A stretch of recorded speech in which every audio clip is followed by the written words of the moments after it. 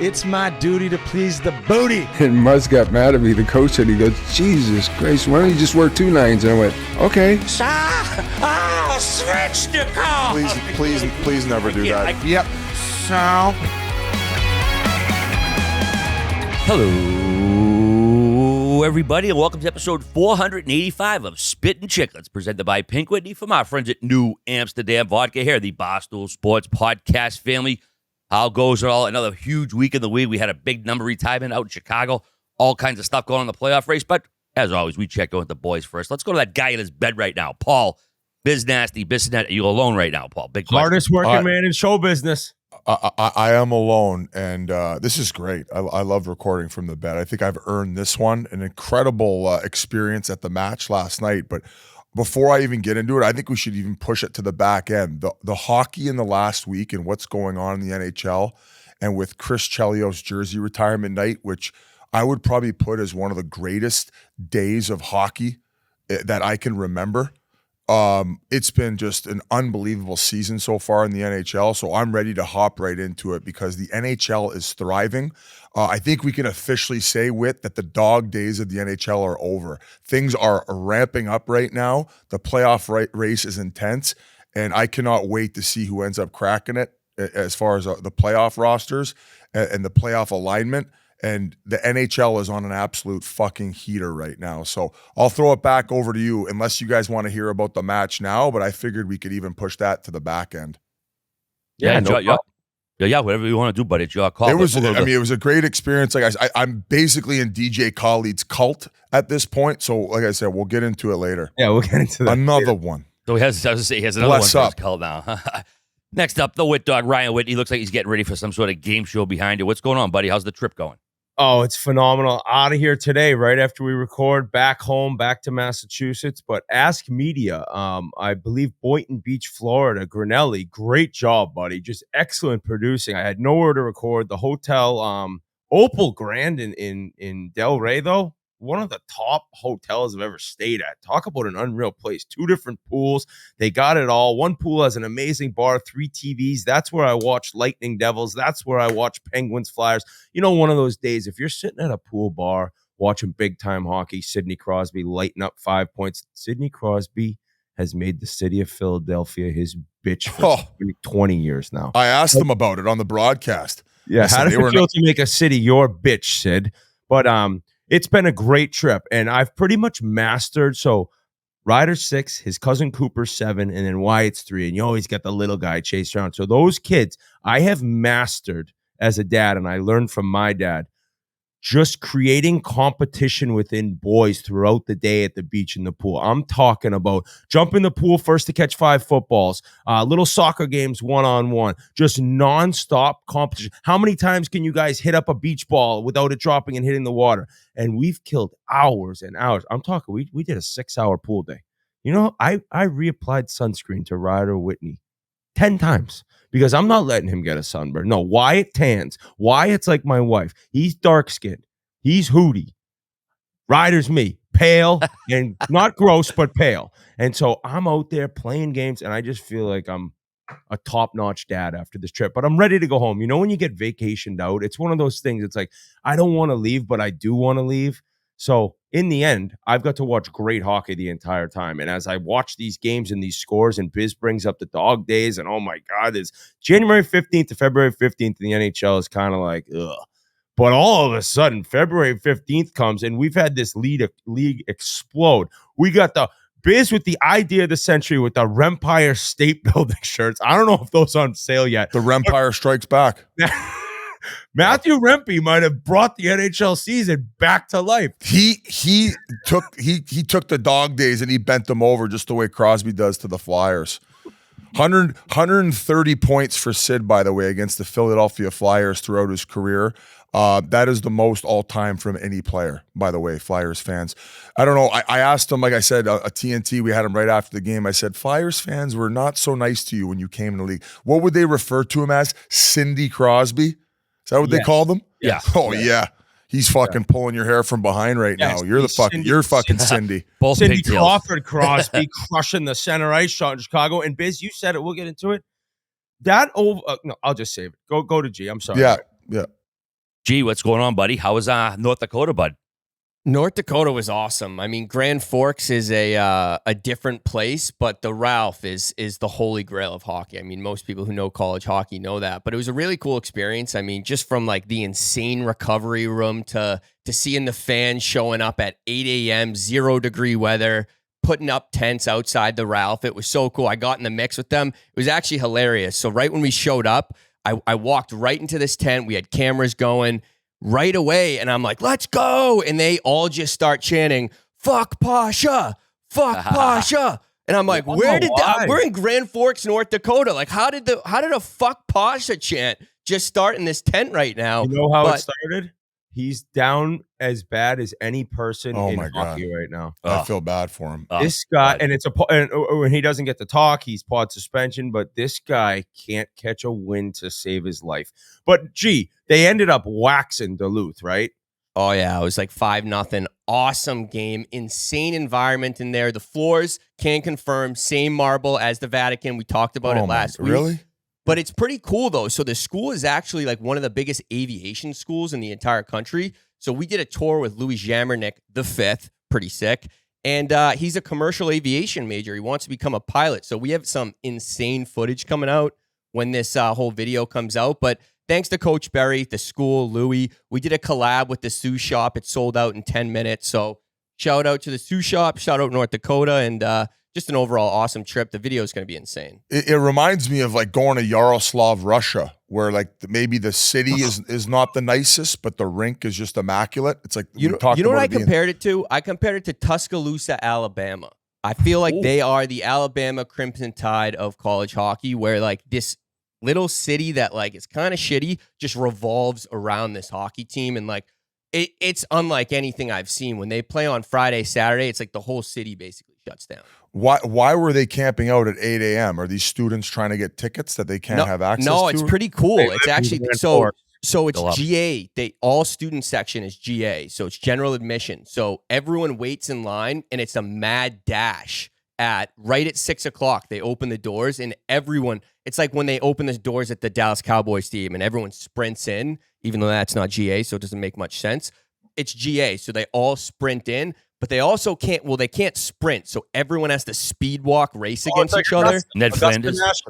Yeah, it's pretty wild. It's a wild experience. We captured the whole thing. Fish did an amazing job, video and everything. But it's going to be an awesome video. I love it. Geez, I didn't know that about the aviation stuff out there, G, because there's like a lack of pilots these days because most pilots usually come from the military. That's where they typically get trained, but they haven't been getting as many as they used to. Pilots, So a lack of astronauts, pilots. everyone goes to North Dakota. Oh, there's a It's lot of pretty crazy. astronauts coming from North Dakota. Oh, yeah, they got like an astronaut school there. It's fucking nuts. Fucking it's Jupiter, except I thought astronauts were like geniuses. Me too. It's the closest thing to living on Mars. That's why that's why they're doing it there. It's Pink Whitney time. New Amsterdam's own flavored vodka, the #1 flavored vodka in the United States of America. The fact it has my name on it and I can say that sentence is mind-numbing to say the least, but that's how good this drink is. I'm down in Florida and I'm in that warm February weather and it's just been all over the place. I even saw some kid go into a liquor store and get caught trying to steal Pink Whitney. That's not classy. That's trashy. I understand the passion and the love in this kid wanting to get these 10 nips to enjoy with his buddies and watch the Super Bowl, but pay for the Pink Whitney for Christ's sake. These are small business owners. Don't steal the Pink Whitney. I know you want it. I know you love it, but pay for it. It's not too expensive. It's very affordable, and it's tasty as all hell. And I'm saying right now, you can go to the bar, you can get a shot, you can go to the liquor store, get the Monster bottle. I went to a local liquor store in Pineapple Grove, an area of Del Rey, and I always go in and ask the people up front, how's the Pink Whitney sell? The woman said, unbelievable. It's a little bit of the younger crowd, 21 to 25-year-olds. I said, that's fine by me. That's fine by me. Because I know these younger kids, all you guys like maybe a little bit of sugar. But if you like doing shots and that's how you catch your buzz and that's how you get your confidence to go talk to that lucky lady or lucky guy, why have a liquor with a horrible aftertaste? You get Pink Whitney, it goes down smooth, it goes down easy, and New Amsterdam's the reason that it happened, along with myself and Paul Bissonnette and my wife. So shout out Pink Whitney, shout out New Amsterdam, and shout out the big 1.75 bottle, because that's the one that'll last you a while and you can enjoy it all week long. Oh, there ain't no geniuses here. We talked about Chelios, the intro. We're going to dive right into that. Congrats to Chris Chelios. His number 7 was finally retired by Chicago Sunday night before the Blackhawks Red Wings game. Game that was unbelievable, by the way. Patrick Kane, overtime. You couldn't have written a better storybook editor than that. But Chelios, man, 9 seasons in Chicago. I know the old man, Rocky Wirtz, had promised him to retire his number someday. They finally did. The 9th Blackhawk to have his number retired. But the star power biz, I've never seen this many fucking stars at one number retirement. Dennis Rodman, Eddie Vedder, John McEnroe, Jeremy Roenick, Gary Suter, Tony Amonte, Brian Noonan, a bunch of other teammates, but the all-time guest was Cindy Crawford. What's up, Biz? Wait, I'm sorry. You didn't say Gretzky. I got to Cindy Crawford first because I had to get to that shot, dude. We got to go #Whit missed. That was an unbelievable shot. She was in Hales, nailed that thing from the gut. Are they like pals, Biz? Do you know they go like way back? Is she a Chicago gal? Do you know Cindy Crawford? Well, so I think that he described it as the Malibu mob.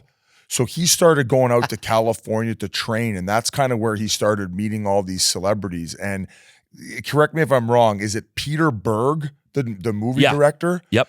So that's who she's married to, right? No, she's married to Randy Gerber, the night. Oh, Randy Gerber. Is he a producer? What does he do? He does not. He's like a nightclub owner. Like he's been running clubs for like 30 years.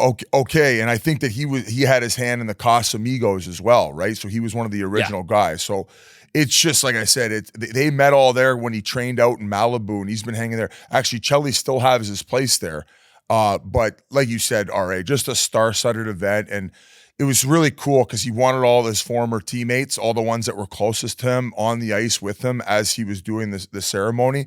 And I just thought it was so fitting how he was able to kind of pay homage to the past and obviously the Blackhawks organization, in which, like, I wasn't really around during that time. I didn't realize when he went from Chicago to Detroit how ugly it had gotten. I mean, this is a guy who was from there. He was getting booed in his own hometown, all right, to the point where he had to close down his bar. He went back as a Detroit Red Wing, and he still had his bar in Chicago, and they were like booing him and his old man walking by because he wanted to bring his new Detroit team there. So he ended up like closing shop there. So it ended ugly. So for him to come back and have that type of ceremony in Chicago, I'm sure it meant so much to him and his family. And right now, even his daughter is working for the team in media. All 4 kids were there and able to attend. But the way that he rolled out with his mom in that classic car, the speech, and I mean, like, we keep talking and joking around about how the NHL is scripted. I mean, the fact that Patty Kane was playing for the Red Wings and they ended up aligning it to that game, and he got to also pay homage to, and we've been debating it on here, and I've made a few comments saying that Patrick Kane, probably as it stands, is the greatest American-born player of all time. Well, Chelios kind of put his official stamp on that, so I guess it's really hard to argue it. And then for the way that the game ended up playing out, and for Patty Kane to get the OT winner and fucking yelling to the crowd, "Showtime, baby, showtime," I would say easily goes down on one of the greatest nights in hockey, and just an incredible jersey retirement for her guy who played 27 years pro, guys. Most games combined, playoffs and regular season, as a defenseman, or at least an American-born player. So it was fitting. And no one else is more deserving than him, and nobody else gets the boys together more than Chelios does. And just a ultimate FOMO, calling that from the desk and wanting to be in Chicago for the festivities. I can't imagine how drunk that weekend was. I mean, Chelly, this is a guy, he burns it at both ends better than anyone's burned it at both ends before. The latest guy to stay out and the first guy at the rink. I was reading a story that in 98, they had a day game with Chicago, hopped on a plane out to California, watched the Packers in the Super Bowl, took the red eye back and went right to practice. And they bag skated him and he crushed everyone in all the skates. It didn't matter. Guys are passing out in saunas. He's doing push-ups and riding the exercise bike. He's an animal. I guess every day he goes Russian Banya. He rides the bike, he does 300 push-ups, 500 squats, takes a cold tub, and then goes to the bar. Who the hell can do that? Imagine RA trying to do that. He'd be dead. So I don't know. I look at Chelios' career, and my group chat at home, somebody said, like, why is it just being retired? And I think it goes into what you said, Biz. It was an ugly breakup. It was an ugly divorce. And that was in the days of the Red Wings Blackhawks amazing, vicious rivalry that was years and years and years in the making. And then all of a sudden, when the Red Wings were able to move to the Eastern Conference, it kind of just it ended it a little bit. And obviously the teams having lacking success in recent history, it's just there really isn't a rivalry anymore, which kind of sucks, but new ones are created and new ones will end up being around for all those teams. But I mean, you look at Patrick Kane being a Detroit Red Wing and scoring a goal to beat the Blackhawks and the ovation he got. I mean, I know it's recency bias, but I think with everything that happened that entire day, it was like the game of the year in the NHL. And it was something that you couldn't script. You and talk about an ovation, one of the coolest I've ever seen. First timeout in the first period, first TV timeout, they gave Patrick Kane's video. It was great. It started off with like all these different fans with a sign, "Thank you, Kaner," kind of walking towards the camera, and they cut it in awesome ways, and all his highlights and quotes about him and Blackhawks legends talking about him. And you see all these names and guys, and they're all like greatest American of all time, one of the best Hawks of all time. Maybe is he the best Hawk of all time? I mean, I'm sure Bobby Hull's an argument and all these, but 3 cups, all those points, and to do it as the first overall pick. And then of all things, he gets a breakaway in overtime, slows it down, little stick handle, and shelf. And let me tell you right now, who got in his way? Wallman? Wallman made the right decision. I think he went to hug him. He's like, no. Give him his space. Get the fuck out of my way. Showtime, baby. It was just amazing that it actually ended like that. And it was so sick. And by the way, Kane's got 28 points in 27 games. So for anyone out there questioning how that hip surgery went and how injured he actually was the past few years, this guy's back. Detroit's rolling. What a game. What a day. And I just thought it was incredible. And what's cool is when Chelios was the one who said, and the greatest American player of all time, Patrick Kane, you see the first guy in the celebrity box to stand up was Gretzky. If Gretzky's leading the standing ovation, you know you've reached legendary status. Yeah. So I'm sure it was super emotional for Kane too. That little video tribute, he skated around once. He went back, he skated around again, and they were getting louder and louder. And I guess DeBrincat gave him another tap. He goes, "Go for one more." You don't really see that. I mean, it was like 3 minutes, just him skating around. But if anyone in the NHL deserves it right now, it's him returning back to a place that he dominated and made his name and became a Hall of Fame legend. So an amazing day. And I think Chelios finally getting the number retired is the perfect kind of send-off for him, as he's now an ambassador with the Blackhawks. And it's like, especially as of late, it's, it hasn't been the most pleasant of days in Chicago, not only just like the losing, but with all the other bullshit that had gone on. So for them to be able to kind of get the band back together, not just Patrick Kane, but Seabrook was there, Hossa was there, Duncan Keith, Sharp, no Jonathan Taves, unfortunately. Did you guys see him? No way. No, he wasn't there. But to be able to kind of go through that group of guys and what they did for that little dynasty as well, to be there for Patrick Kane just as much as they were for Chelios, just a huge night for the Blackhawks organization. I think that Big Cat actually brought his kid, and that was his first ever NHL game, was getting to experience that. So the expectations are high for Connor Bedard to keep performing if he wants to have exciting games at the United Center. And speaking of Connor Bedard, awesome seeing that hit he threw on Kane. Kane had the hilarious quote after. He said, "If he didn't have that bubble on, I was going after him." But he kind of rocked him a little bit right against the wall. And then they asked Kane about Bedard and kind of like coming into the league. And I thought it was cool. He said, I'm very impressed by his game, his creativity, his shots, obviously out of this world. But I appreciate being that phenom and that first overall pick because I know how much work goes into it. And he actually, he goes into saying like, a lot of people think it's God-given, which there is for sure some amount of kind of God just tapping you on the shoulder, but it's so much work and drive and passion that I know that he's had to get where he's at, that he even mentioned Sharpie used to chirp. I'm like, "You're the silver spoon first overall." And Kane said to him, "You should have worked harder when you were a kid." And so I think like Bedard's very similar to Kane. They're obsessed with the game. We've talked about Crosby. There's one focus in their lives, and it's become evident that Bedard's going to be pretty special, right? But him throwing that hit and him getting involved, actually a pretty funny clip I saw on the bench of Bedard and Foligno was kind of asking him to maybe pull up and as they entered the offensive zone, he's like, you're too slow.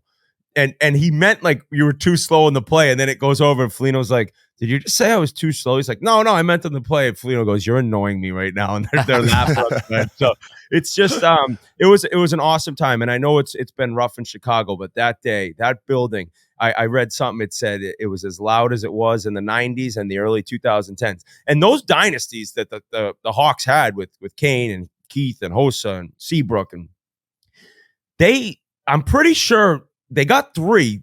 Did they lose in the Western Conference Final to LA on the other 2 that LA won?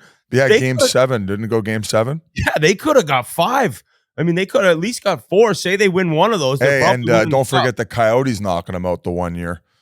Oh, yeah, that's true. Yeah, the legendary Coyotes roster. You talk about the tap that these legendary players get on the shoulder, maybe from God, the God-given talent, kind of the same thing that Cindy Crawford got with the looks, and then the fact that she still has the looks, and then she can go to center ice and nail that shot with high heels on. In leather pants. That cute little celebration she did after, too. Like, she is still got it. Can we talk about maybe the most shocking news of the day is Bob Bugner saying he didn't know who Cindy Crawford was? Yeah.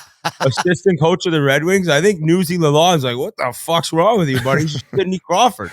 He's like, you know how many times I've cranked it off to her? I'm pretty sure that I remember being like, seeing Sidney Crawford and like something's tingling and I'm 10. I'm like, what is happening right now? Like, she's just a straight up rocket launcher. And I think her husband's pretty goddamn handsome himself. So, I mean, some people really do have it all, Biz.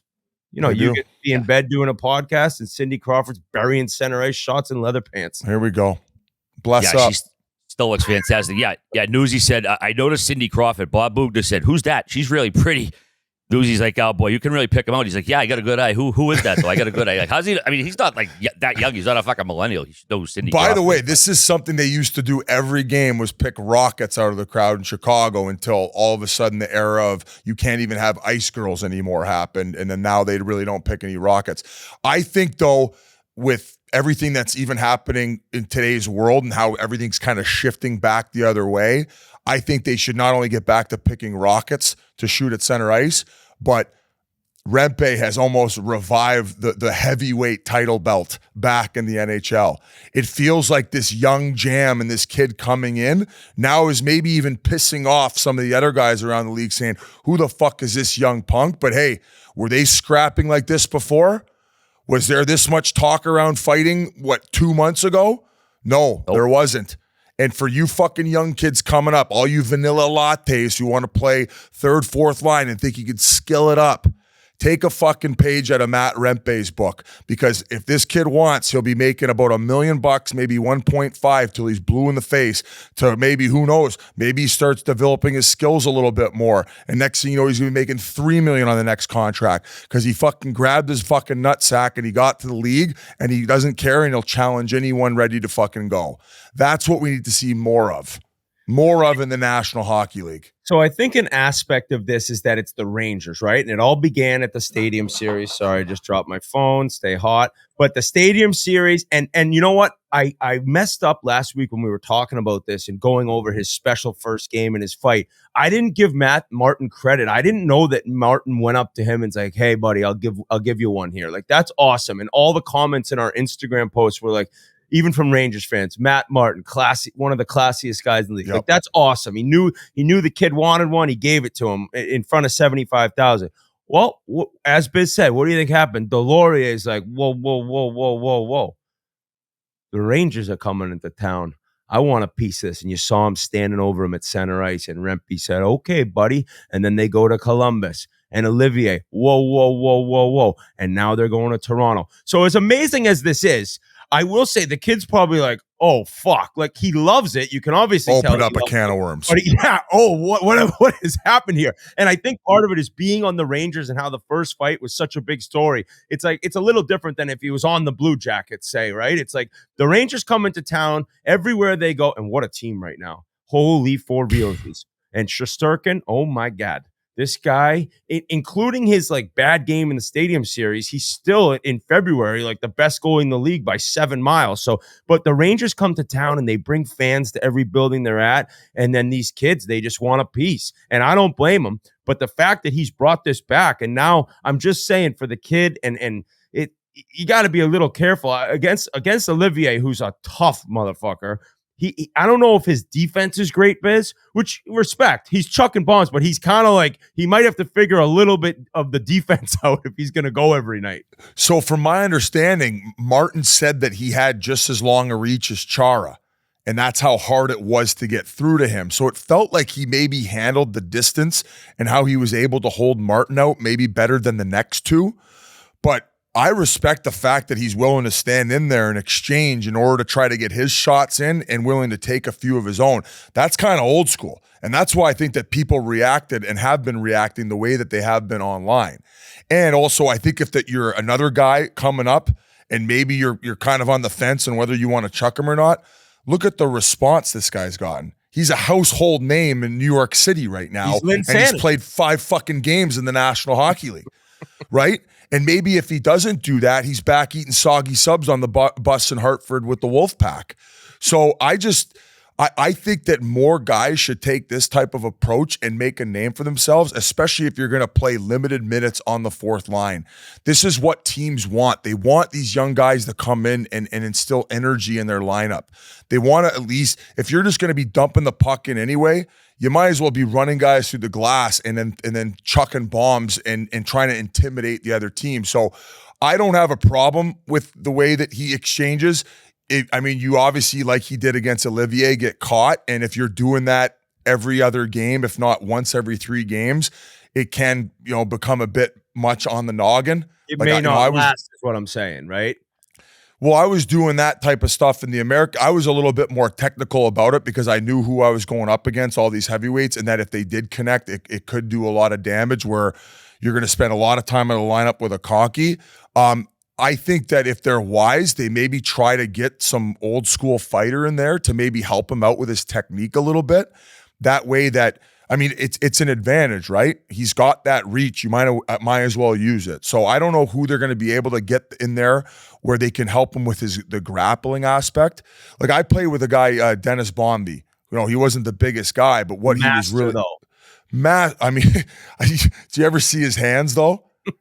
I don't think one of his fingers points the right way. He basically looks like Michael Jordan, where if you look at Michael Jordan's hand, where his like pinky's heading sideways, his fingers are going east and west rather than north and south.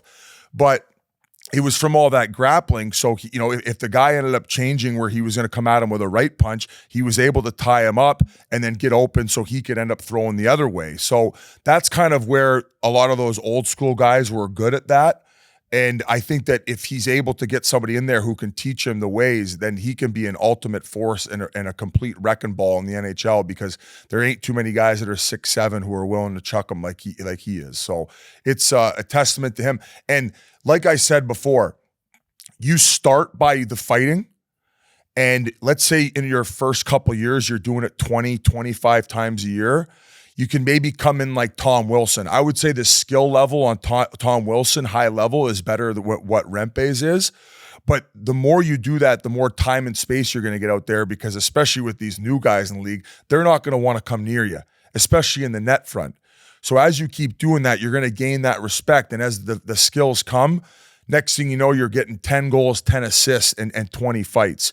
Well, then you just bought yourself a few more years in the league. And next thing you know, maybe you're Tom Wilson, where you're putting up 25 and 25, and then you're signing a deal because you're this power forward where they're far and few between, where you're getting a payday of $7 million a year.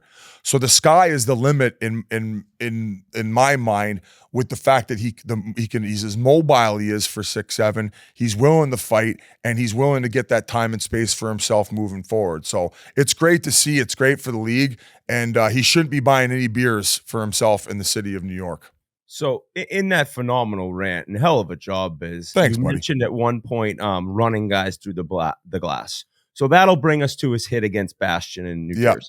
So Devils fans are all over me. I retweeted the hit. I said, how do you get kicked out of the game for this? Now, a lot of people come back with the rule book and screenshots and hitting to the head. Okay, he's 6'7", and Bastian's bent over with his head down for 3 seconds. I don't really understand what you're supposed to do. There was no elbow. His arm was tucked in. And I guess like the saying now of avoidable hit, like tell me, Biz, is avoidable hit like don't hit him? If it's an avoidable hit, does that mean do not hit him? And I understand you can't get the head, but if a guy's bent over, I feel like that rule should change, at least in that instance. Not to mention that he's 6'7". So it's like, I'm paid to hit people. I'm paid to finish my check and run guys over. It was a great hit. I mean, look at what happened to the guy, but I guess hitting him in the head, you get booted. With the height of him and the other player being bent over, I don't really understand. And the avoidable hit thing, it's not like that was something that was created online, Whit, during that time. And even the people barking online, even on the people barking online on this one saying, look how far he skated to get to him. It's like the player is in play. He's making a play up ice. He has the puck on his stick. And then Rempe skates towards him. And when Bastian ends up turning around, Rempe stops moving his feet. He plants them into the ice. He doesn't jump. He doesn't leap. He's got his knees bent. He's got his elbow down. And yes, the first thing he makes contact with is his head. Where the fuck else do you think he's going to hit him? With the angle in which that Bastian's skating up ice and the way that you have to position your knee flexion along with your torso flexion, yes, of course your head is going to be the first thing that it ends up hitting. So I don't want to fucking hear this onus on the guy skating to a player in play to make a fucking hit. I've had enough with it. It's all the online idiots who have never played who are just going to keep barking and barking and barking every time they see a big hit. This one should have been on Bastian. Now, talking about cocktails and the fact that he shouldn't be paying for one, if you're a Devils fan, maybe buy him one too. He had a rough game. Trouba he takes that hit from Rempe, and then Trouba train comes in like no less than 10 minutes in gameplay later. And then they have the shot of Bastian inside the penalty box. He's got the bloody nose. He's looking at the score clock being like, can we just fucking end the season already? This is brutal. There's also a picture Trouba of laughing. Trouba laughing after he runs him over. He's like, he skates away. It's just, oh my God, the Rangers are dummying the Devils in every sense of the word. But I'm fine if you want to give him a boarding call. Okay, give him a boarding call. But to kick him out of the game, I just don't get it. And if the puck wasn't there, if it's one of those, all right, 1,000, 2 1,000, all right, yeah, we can talk about a 5 in a game. But having the puck bent over with your head down and getting truck sticked by somebody who's 6'7", like there is no longer any people out there who say, oh, the guy probably should pick his head up. The guy should probably know who's on the ice. No, they just go after the hitter. If you're a guy in the league and you're of Rempe status where physical play is part of your bag, don't fucking listen to them. Don't have any second thoughts about what you're doing, because if you go in there and you go for that poke check and Bastian gives it that pretty little toe drag and goes back the other way and scoring, you know where you're at? You're back in Hartford eating the fucking soggy subs again. Put that guy through the fucking glass, and you know what? If you end up getting a game or two, who cares? You made the name for yourself.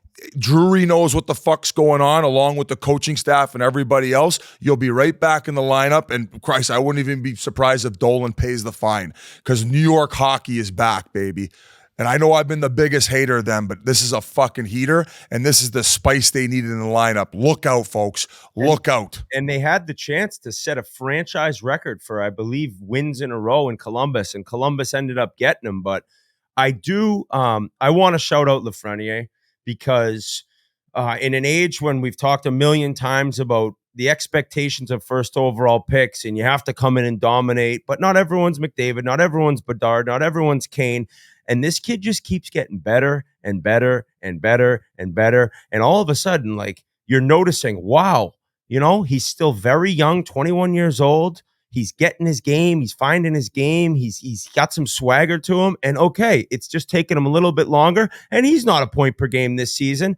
But I'm starting to see a version of a player who in another 2 to 3 years could be a legitimate 30-goal 80-point guy. And that's kind of, in the end, not what you're dreaming of with a first overall pick. But if they get to be that type of player, you're happy and you love it. Now, Kakko, that's another story. He stinks. But Lafreniere, I love his game. I love what he's done. And it's a fun team to watch. And if Shesterkin stays like this, there's no doubt in my mind that the Rangers could win the Stanley Cup. And what a story that would be. I think also, too, we talk about some of these guys, unsung heroes. Is it Lindgren? Is that how you pronounce his last name? Yeah, Ryan Lindgren. Zdeno Chara was asked who was one of his favorite players in the league to watch, and he said him. He just said his dedication to the game and everything that he brings night in and night out, his commitment to playing defense, blocking shots, and just like what he brings to the lineup. He mentioned his name, and I've said it before in the past. Like, if you watch enough Rangers game, you can't have enough appreciation for this guy because he flies under the radar, but yet he does it all. And the amount of abuse he takes, I think he ended up taking like a puck or a stick off the face, put the full cage or bubble back on, right back out there. He's a honey badger. He gets injured every game. Yeah. But like warrior injuries, like blocking shots, pucks in the face. He's just always in the mix. Yeah, he's a mucker. Yeah, unbelievable story. 6th-round pick comes up for an injury. He's like a folk hero in New York now. 3 fights his first 5 games. First NHLer to record 27-plus penalty minutes and a game-winning goal within his first 4 career games. And Saturday night, Biz, we might have a little heavyweight revival versus Toronto. We got to get Revo versus Rempe, you think? I would not be surprised because it's hard for Revo to find people who want to dance with him. And I think that's going to be a strong possibility. And with this young blood coming in, I think it's just completely revived the heavyweight title belt. Now, do the Rangers play Montreal at all to finish off the year? Because I think there's no doubt in my mind Wi-Fi is licking his chops at this right now. Wi-Fi loves the accolades of being that young up-and-comer guy, but Rempe has kind of stolen the headlines now. April 7th they play. They play April 7th. And not to say in a bad way, but there's some ego involved here. And it's a good ego can be a good thing, right? It makes guys want to thrive to be the best. I have to imagine that these guys end up going toe-to-toe. And is it at the Bell Center or is it in New York? MSG. Oh my God. Well, get your tickets now, folks. Saturday night when they play Holyfield and Tyson. The only way that he doesn't fight Reeves is if Laviolette says don't fight Reeves, right? If he's like, hey, and then I will fight Laviolette to make up for the lack of fighting. If that happens, I will storm MSG if that happens. Actually, that Saturday night game, it's at Toronto, Biz, actually. Rangers are at Toronto, so it'll be, let's go there. Game. Fuck, I'll go back to TO. Let's go there. Mea culpa. Yeah. That's all right. Wit right now on the bad Pasha side of the Toronto Maple Leafs. Wow. When you end up losing your top defenseman and the team's been in the skids and everything's looking gloomy and doomy and you're talking about possibly selling off parts and it's not the year and the team goes on to go on a heater like the Toronto Maple Leafs right now, sometimes you got to tip your cap. And sometimes you got to tip your cap to your your podcast partner, and Paul Bissonnette. I think Bertuzzi's, he's finding his groove. I think it's taken him a long time, but to get that hat trick and for them to walk into Vegas and Colorado and win both those games, including a Bertuzzi hat trick, I mean, buddy, after the game before in which Domi had 2 goals. So they're all kind of finding their groove. Austin Matthews is Austin Matthews. Marner, I believe he's 7 straight games with 2 or more points. So as a guy who's been hard on him, he's on an amazing run right now. The Leafs are buzzing. The Leafs, I put out a list actually of the 10 teams I believe who can win the Stanley Cup, and Toronto wasn't on there. And boy, did the Toronto Maple Leafs fans come at me. Now, granted, these are all the same people who 2 weeks prior were saying trade everyone and this team sucks. But maybe the Leafs are for real. Maybe the Leafs go out and make that move. Maybe Tanev ends up there. Maybe they end up adding something to the deadline. But when you're going like this and Bertuzzi gets going and Domi gets going and all of a sudden everything's firing and Riley's back, man, they've shut a lot of people up. Oh my God, to hear you say all that and for me not to have to come in and give them the major double wrister is... For you not to have to come. I might go back and take a nap right now. in my fart sack here. You pretty much touched on all of it. When Riley got the 5-gamer, I was a little bit nervous, right? But I'm saying, you know what? I feel like adversity is something that Toronto needs right now. It can galvanize the group. And William Nylander, I want to say, even after that first game that they won, that he was out of the lineup, saying that, what he did after that empty netter goal and him going over and giving him the cross check to the face, it galvanized the group. They were fired up in that locker room. And yes, are they a little bit thin on the back end? But I think to a man, every guy back there stepped up. And Liljegren was the one guy that I thought really elevated his game in that 5-game segment, right? They ended up moving on from Sandin, and you're wondering, okay, is that the little skilled defenseman they should have moved on from, or should it have been Liljegren? And I will say in the second half, he's been tremendous. So for him to step it up with Morgan Riley being out of the lineup. Now, I don't know if you have the stat, RA, but it's kind of a crazy number of their wins and losses when Morgan Riley's not in the lineup. So all of a sudden, everybody's trying to make a big deal about saying that they should keep him out even past the suspension. I want to say without him in the lineup, since he's been a Toronto Maple Leaf, they're 18-2-3 or something. Something crazy. You might not have the number, but even that core group of guys, Johnny T was struggling earlier in the season. He's fucking stepped up his game. Austin Matthews, I don't think enough can be said about him. You might be a Leafs hater and not had him in the MVP race, but he continues to put the puck in the back of the net. Now the fastest American-born player to reach 50 goals. It took him, 52 games? Or 53 games to 54th, his 54th 54 game, games, to reach in Arizona, by the way. Like, that was the biggest lock of all time, his hometown, and then he added another one too. Like, I mean, where was I on that bet? That was probably as easy as a cash in as Vegas Golden Knights winning it in Game 5 at home when they won fucking 10 Cobb or whatever the hell it was, when they scored 8 or 9 goals. But William Nylander continues to be excellent. You mentioned Marner. He's been addition magician. Them all of a sudden getting contributions from a guy, McMahon, where I don't even think anybody in Toronto at the beginning of the year to even know who the fuck that was. And McMatthews. It's McMatthews. McMatthews, excuse me. You said Max Domi as well. He is playing that snarky, mean fucking game that he needs to be. He needs to be playing. And that's another guy where he's been bumped up to the top lines when some guys haven't been going, and he's been contributing offensively. And like I said, as well, bringing that physical element to his game. So if they can keep all this going with getting Morgan Riley after getting a little bit of rest, playing at the top of his game, as well as finally Tyler Pertuzzi bringing some type of offensive element, I seriously think this is a nightmare first-round matchup. I am praying that they end up playing the Boston Bruins in the first round, because, guys, I think that they can take them down. I think they can exercise those demons of the past of blowing that 3-1 series lead, just like when the Boston Red Sox finally beat the Yankees to go on to finally remove the curse of the World Series. I feel something brewing in Leafs land. All right, I got a question for you, buddy. I can feel it. By the way, You've told me in terms of the Bruins first round matchup, there is, in quotes, no fear of the Rangers or Toronto. Do you maybe want to address that, or actually, I believe I was asked if I was afraid. It was a one-word answer. I said no. I didn't say no fear at all. No, I mean, on okay, paper, all right. Well, no, it's the same Holy thing. I mean, shit. I don't know. I said no. I don't feel the Red Wings right now. Alex Lyon. We got to talk about him. He's basically the second year in a row. He's basically kept the franchise afloat with his play. He's been unbelievable for the Red Wings. Let's stick on the goaltender topic, but wait, you ended up sending a tweet out, and I think you agree with me.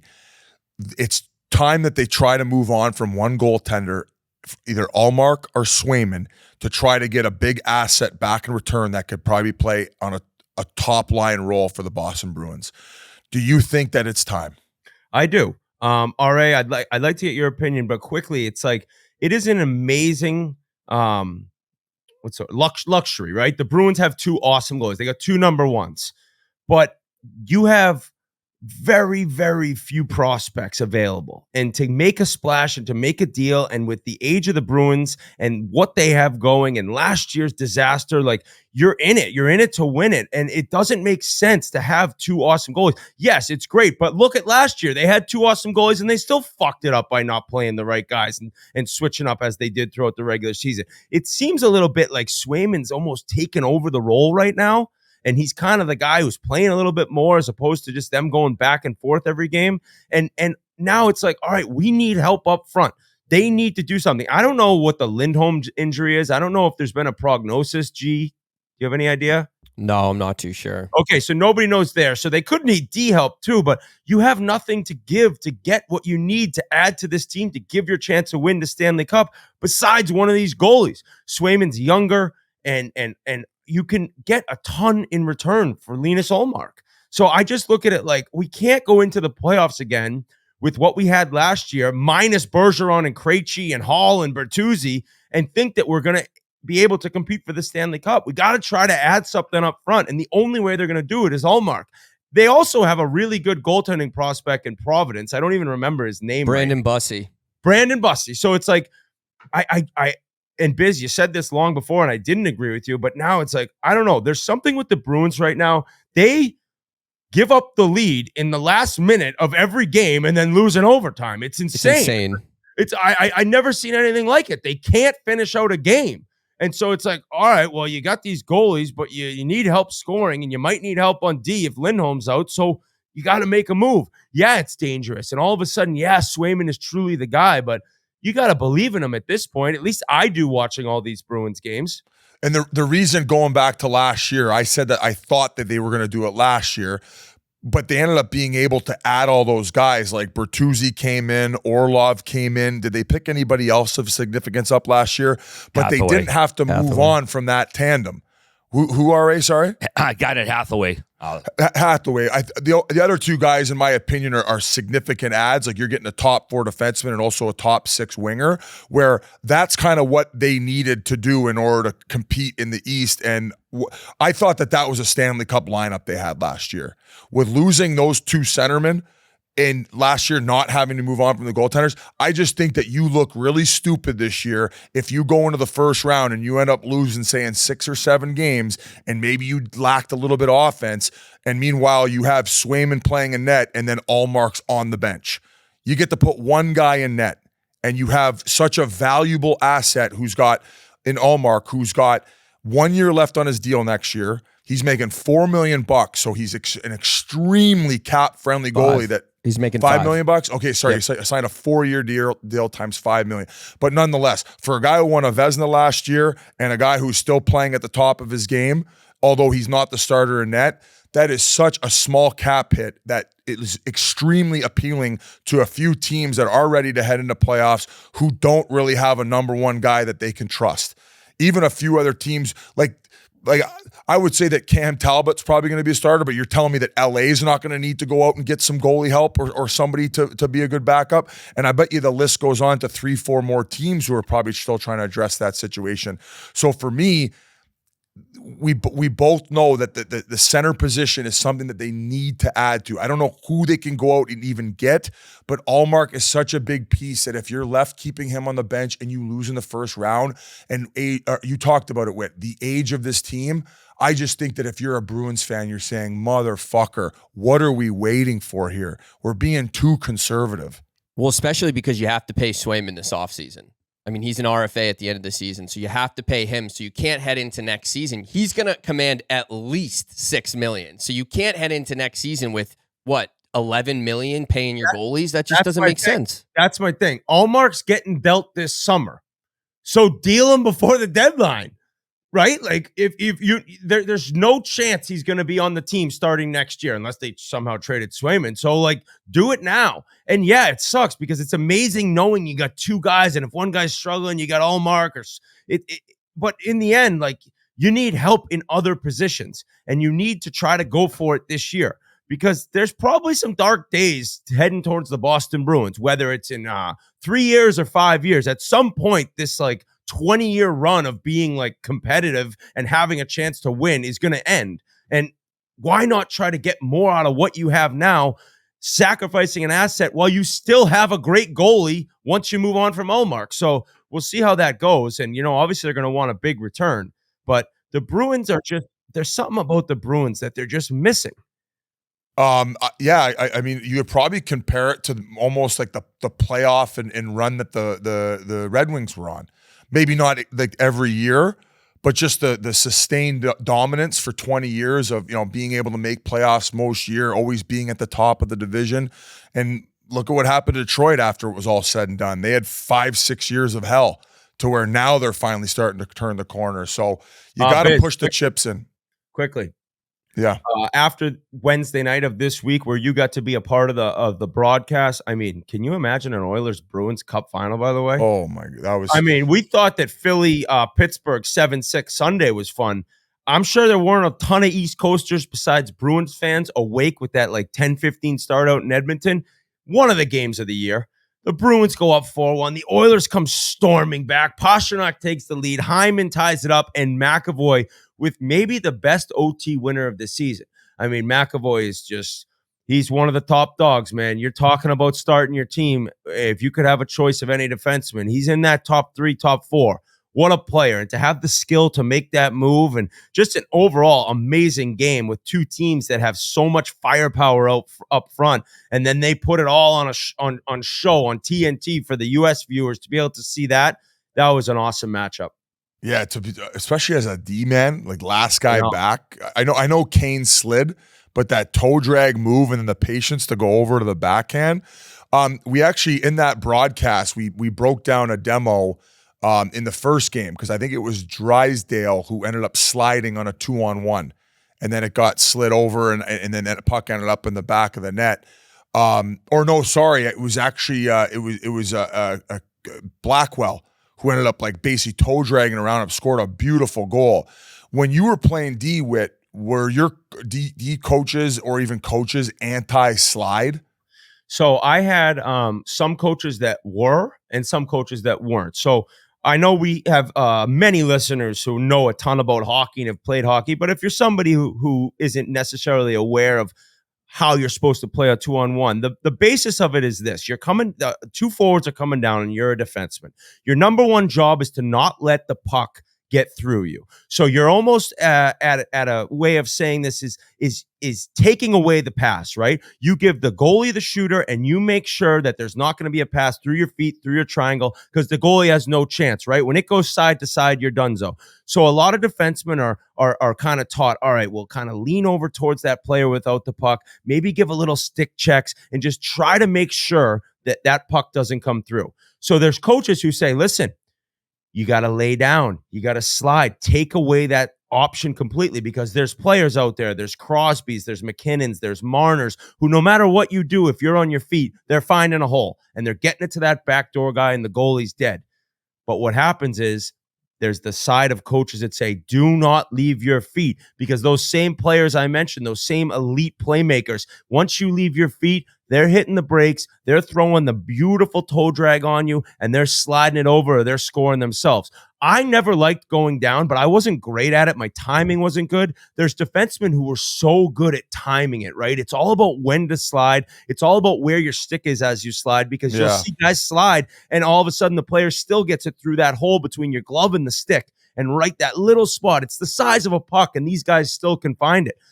I think it's better off staying on your feet, because worst case, right, when you're down and out and the goalie does somehow make a miraculous save, you're not there to clear the rebound. You're in the fucking corner. You're in the corner and you're looking over as the 2-on-0s in front of the net with no back checker, and you're catching that minus. So at least staying on your feet. If they get it through you or the guy takes the shot, you're there with a stick to whack away the rebound. You're there to take away a man and not give him a chance to score. So if I was coaching, I'd say learn to stay on your feet. The problem is, with the level of talent in the NHL, stay on your feet. There's some guys, no matter what, they're finding it. They're finding that hole. So it's all about playing it positionally perfect, and that's really difficult. So I'd be interested to talk to different coaches who think stay on your feet, and then ones who say get down and slide and take it away. But it's tough because they can make you look foolish either way. I don't like when guys slide face first, because in that situation, you don't really have the ability to stop at all. Whereas if you go feet first, sometimes you can quickly use your upper body to pop up and hit on the brakes, so you don't end up sliding all the way into the corner. And you talked about how some guys are good when they slide with their stick. I thought Drysdale in that first game, and the reason I brought it up is because Evander Kane ended up coming sliding through, and that's why McAvoy ended up making him look silly. But Drysdale slid feet first, and then he came around with his stick. But Blackwell, the way that when he toe dragged, he actually ended up like he ended up like sticking his ass out and led with his skates.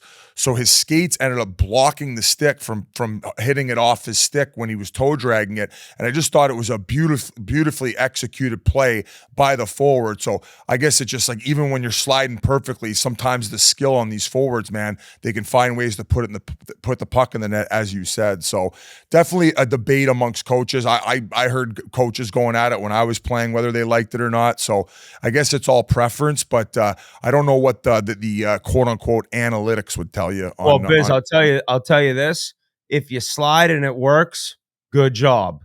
And if you slide and it doesn't work, what the fuck do you do? Slide. Have a seat here, buddy. That's pretty Grocery much how stick. it works out. Right between the D and the forwards there. Grab a seat. Hey, you want to try toe dragging someone at the blue line? If it works, awesome play. If it doesn't, sit down on the bench and shut your mouth. Yeah. All right, before we go any further, here's a word from our good friends over at Body Armor. Spittin Chiclets is brought to you by Body Armor Zero Sugar. Body Armor Zero Sugar is a new zero sugar sports drink from our friends at Body Armor with no artificial sweeteners, flavors, or dyes. Whether you're looking to stay hydrated or recovered from a long weekend, Body Armor Zero Sugar has got you covered. Body Armor Zero Sugar has great tasting flavors like my favorite here, fruit punch, got some lemon lime as well. Whether you're planning a wedding, staying up late making your podcast, doing a workout, late night recordings, whatever. Body Armor Zero Sugar replenishes you so good you feel like $1 million when you chug some of this stuff down.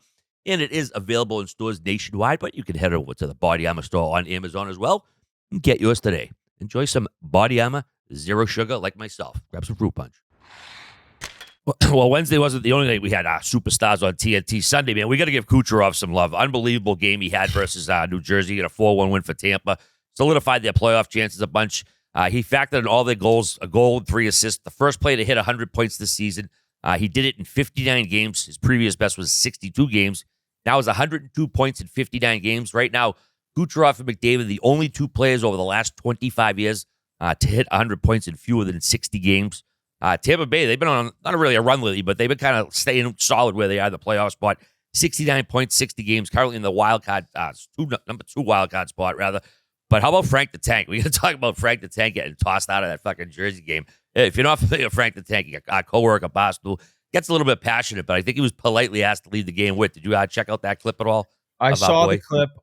So I'd like to say that me and Frank are friends. I love the guy. Every time we used to do the streams in the gambling cave, he always would come join us, which I liked. And he's got all these different factoids about all these different sports. He's a fun guy to hang out with. Having said all that, I've long made it public. He's the worst fan in the world. The worst. But I love it because I'm not a Devils fan. Or a Mets. I love the toxic behavior. So, I enjoy seeing him go nuts about the Mets and the Devils. But if I was a Mets or a Devils fan, I would hate his guts, right? Because it's all doom and gloom and it's all negativity until they finally win. And then he's like, told you so. So it's kind of one of those things where I think Devils fans are kind of sick and tired. And the one thing I'll say is if you have season tickets and you're sitting around Frank the Tank, I mean, you should invest in earplugs and hope to God that you have a multiple or lifetime supply of them, and because you got to deal with this guy screaming. Now, what he's screaming about has a valid point. The expectations of the Devils, and yes, they've battled injuries probably worse than any other team this year, but nobody saw this coming. This has been a disaster of epic proportions. They suck, and he's all over Lindy Ruff, as many other Devils fans are. But I think when you're screaming, fire Lindy, over and over and over, finally some other Devils fan says, please shut up, and then the tank explodes. And when the tank explodes, there's no putting the oil back in the tank. It's leaking everywhere. And I believe he was asked to leave. I think there was a video of a security guard, and then, Tank immediately starts biting on his chew toy, and boom, the tankers exploded. So it's one thing to kind of enjoy it as we get to see it online, but to sit next to it game after game, it probably can be a little bit exhausting. Well, I was just going to say, going to the Devils, the goaltending has just been ruining them. I mean, I don't know if you caught that game and some of the goals that went in. The one where he ended up over sliding and the one-handed goal by Hagel. Yeah. I mean, come on, that puts the game out of reach. It ends up 3-1 at that point. But overall, do you guys think a coaching change needs to happen this year? Like, I think that might, if they're not going to get a goalie, I think their only hope in hell is maybe a coaching change. It's nothing against Lindy Ruff. I really think that they're missing Andrew Brunette. I've said that a couple times, like with all the success he had in Florida as an assistant and then having to take over after Quenneville left. I thought he was incredible the rest of the regular season.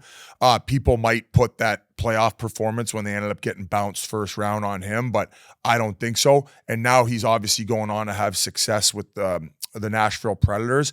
I just think losing him as basically Lindy having a head coach there to lean on is just something that is being overlooked a lot. And you mentioned that without mentioning their power play is 9%.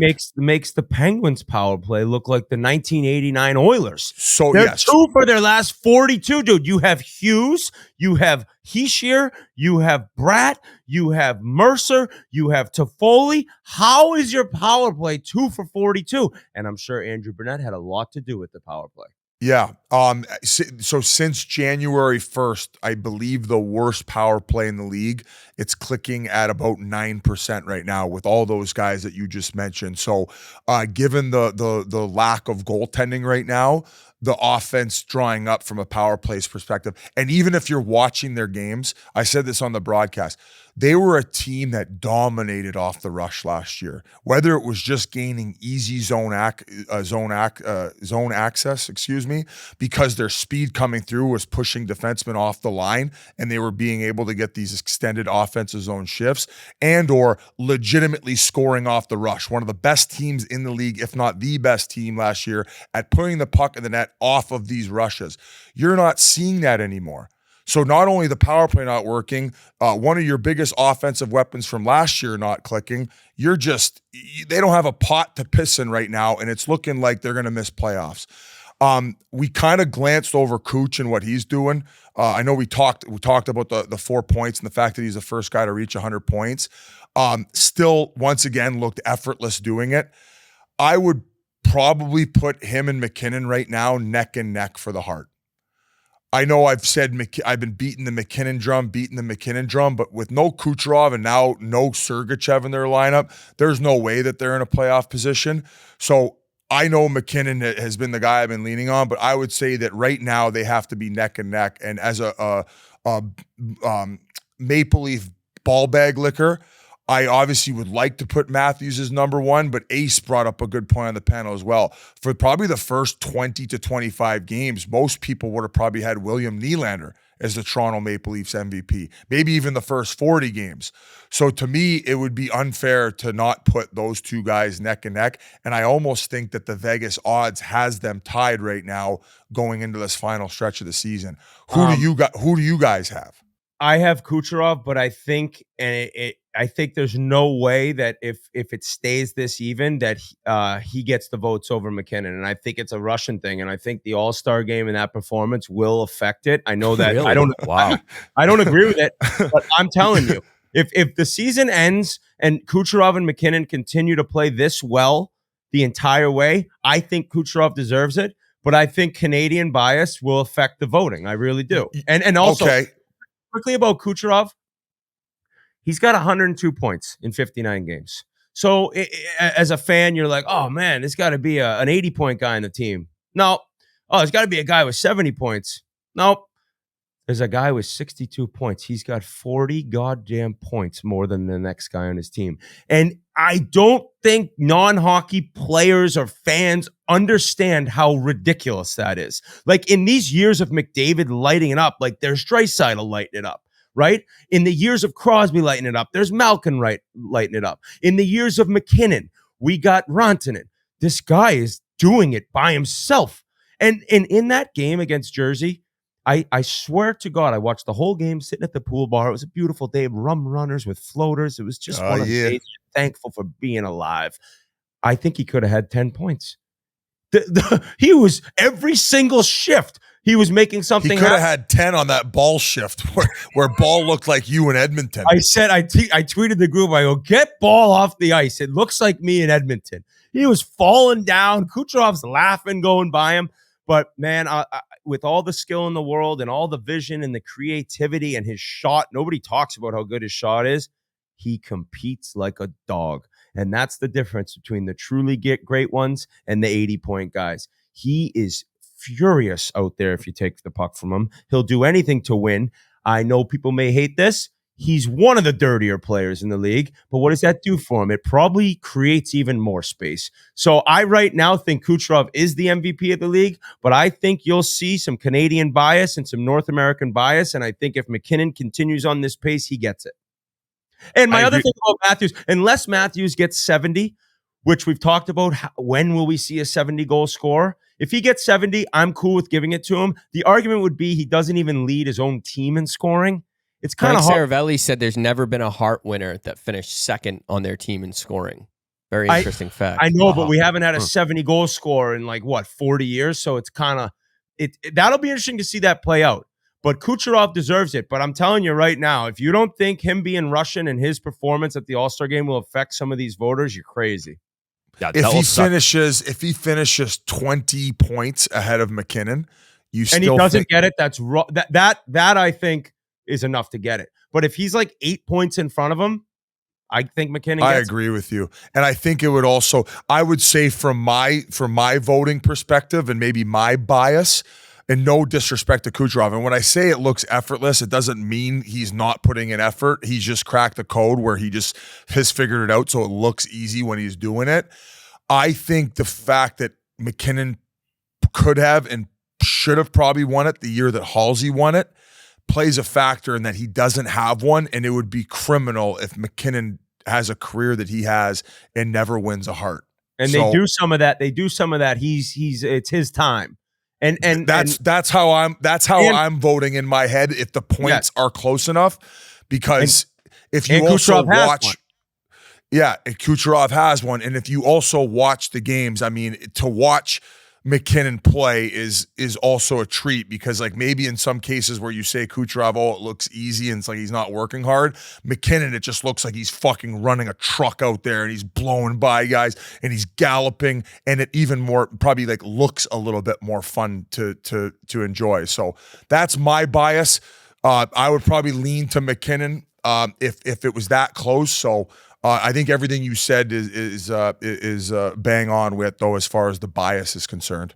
Quickly, wasn't on the outline for the show, but I just wanted to go into because we also brought up Brunette, the canceling of the U2 show at the Sphere. All that team's done since is win 5 in a row. So you got to at some point give a coach and a GM a little bit of credit for taking away a cookie because it worked. And I know players may say it didn't fucking work. We just started playing better, but you can't dog what they did if they end up going on this little run they have gone on since that little cancellation. So shout out to the Preds, and I guess shout out to Trotz and Brunette for making a tough decision. So that was a side note that deserved to be mentioned. And that's why I shouldn't be a coach, because I'm a pushover bitch. My players would run my show. Yeah, I was hoping they squeezed it in on that Friday night, but apparently they did, because U2, I think there's only 2 more shows left. But just to jump back on Cooch, I was talking to Coop back in December, and he even said he's the best player on the planet right now. And I don't remember an MVP race this close with this many guys. I mean, me neither. A decent amount of time. I mean, these guys can leapfrog each other. There's still tons of time left. And Biz, to go back to Jersey, the coaching change, I think it's way too late for that. If they were going to make that move, they should have done it a month and a half ago. I think they're a little bit too far out right now. Jersey, what are they? 62 points. They're 7 behind the wild card, 5 behind Philly. They got a game in hand, but I don't know. I think it's too late to make that move. All right, I don't disagree with you either. And going into that game against Tampa, New Jersey was 5 points behind, and that effort to know that essentially, I thought that was the season on the line right there. The fact that they lost that game, it's over. I don't see them making playoffs unless they do something drastic that brings them back. So now 7 points back after that dumpster fire, in which was a pathetic performance. But here's the thing that Devils fans and that idiot Pasha's kind of holding on hope is that they're not really chasing the 2 wildcard spots. They're chasing the Flyers. And so if the Flyers end up selling off, they got Walker, they got Sealer. Now Drysdale's injured. It looked pretty bad too. Same shoulder as last year that he got hurt. I felt really bad. And it's hanging as he's running down the tunnel.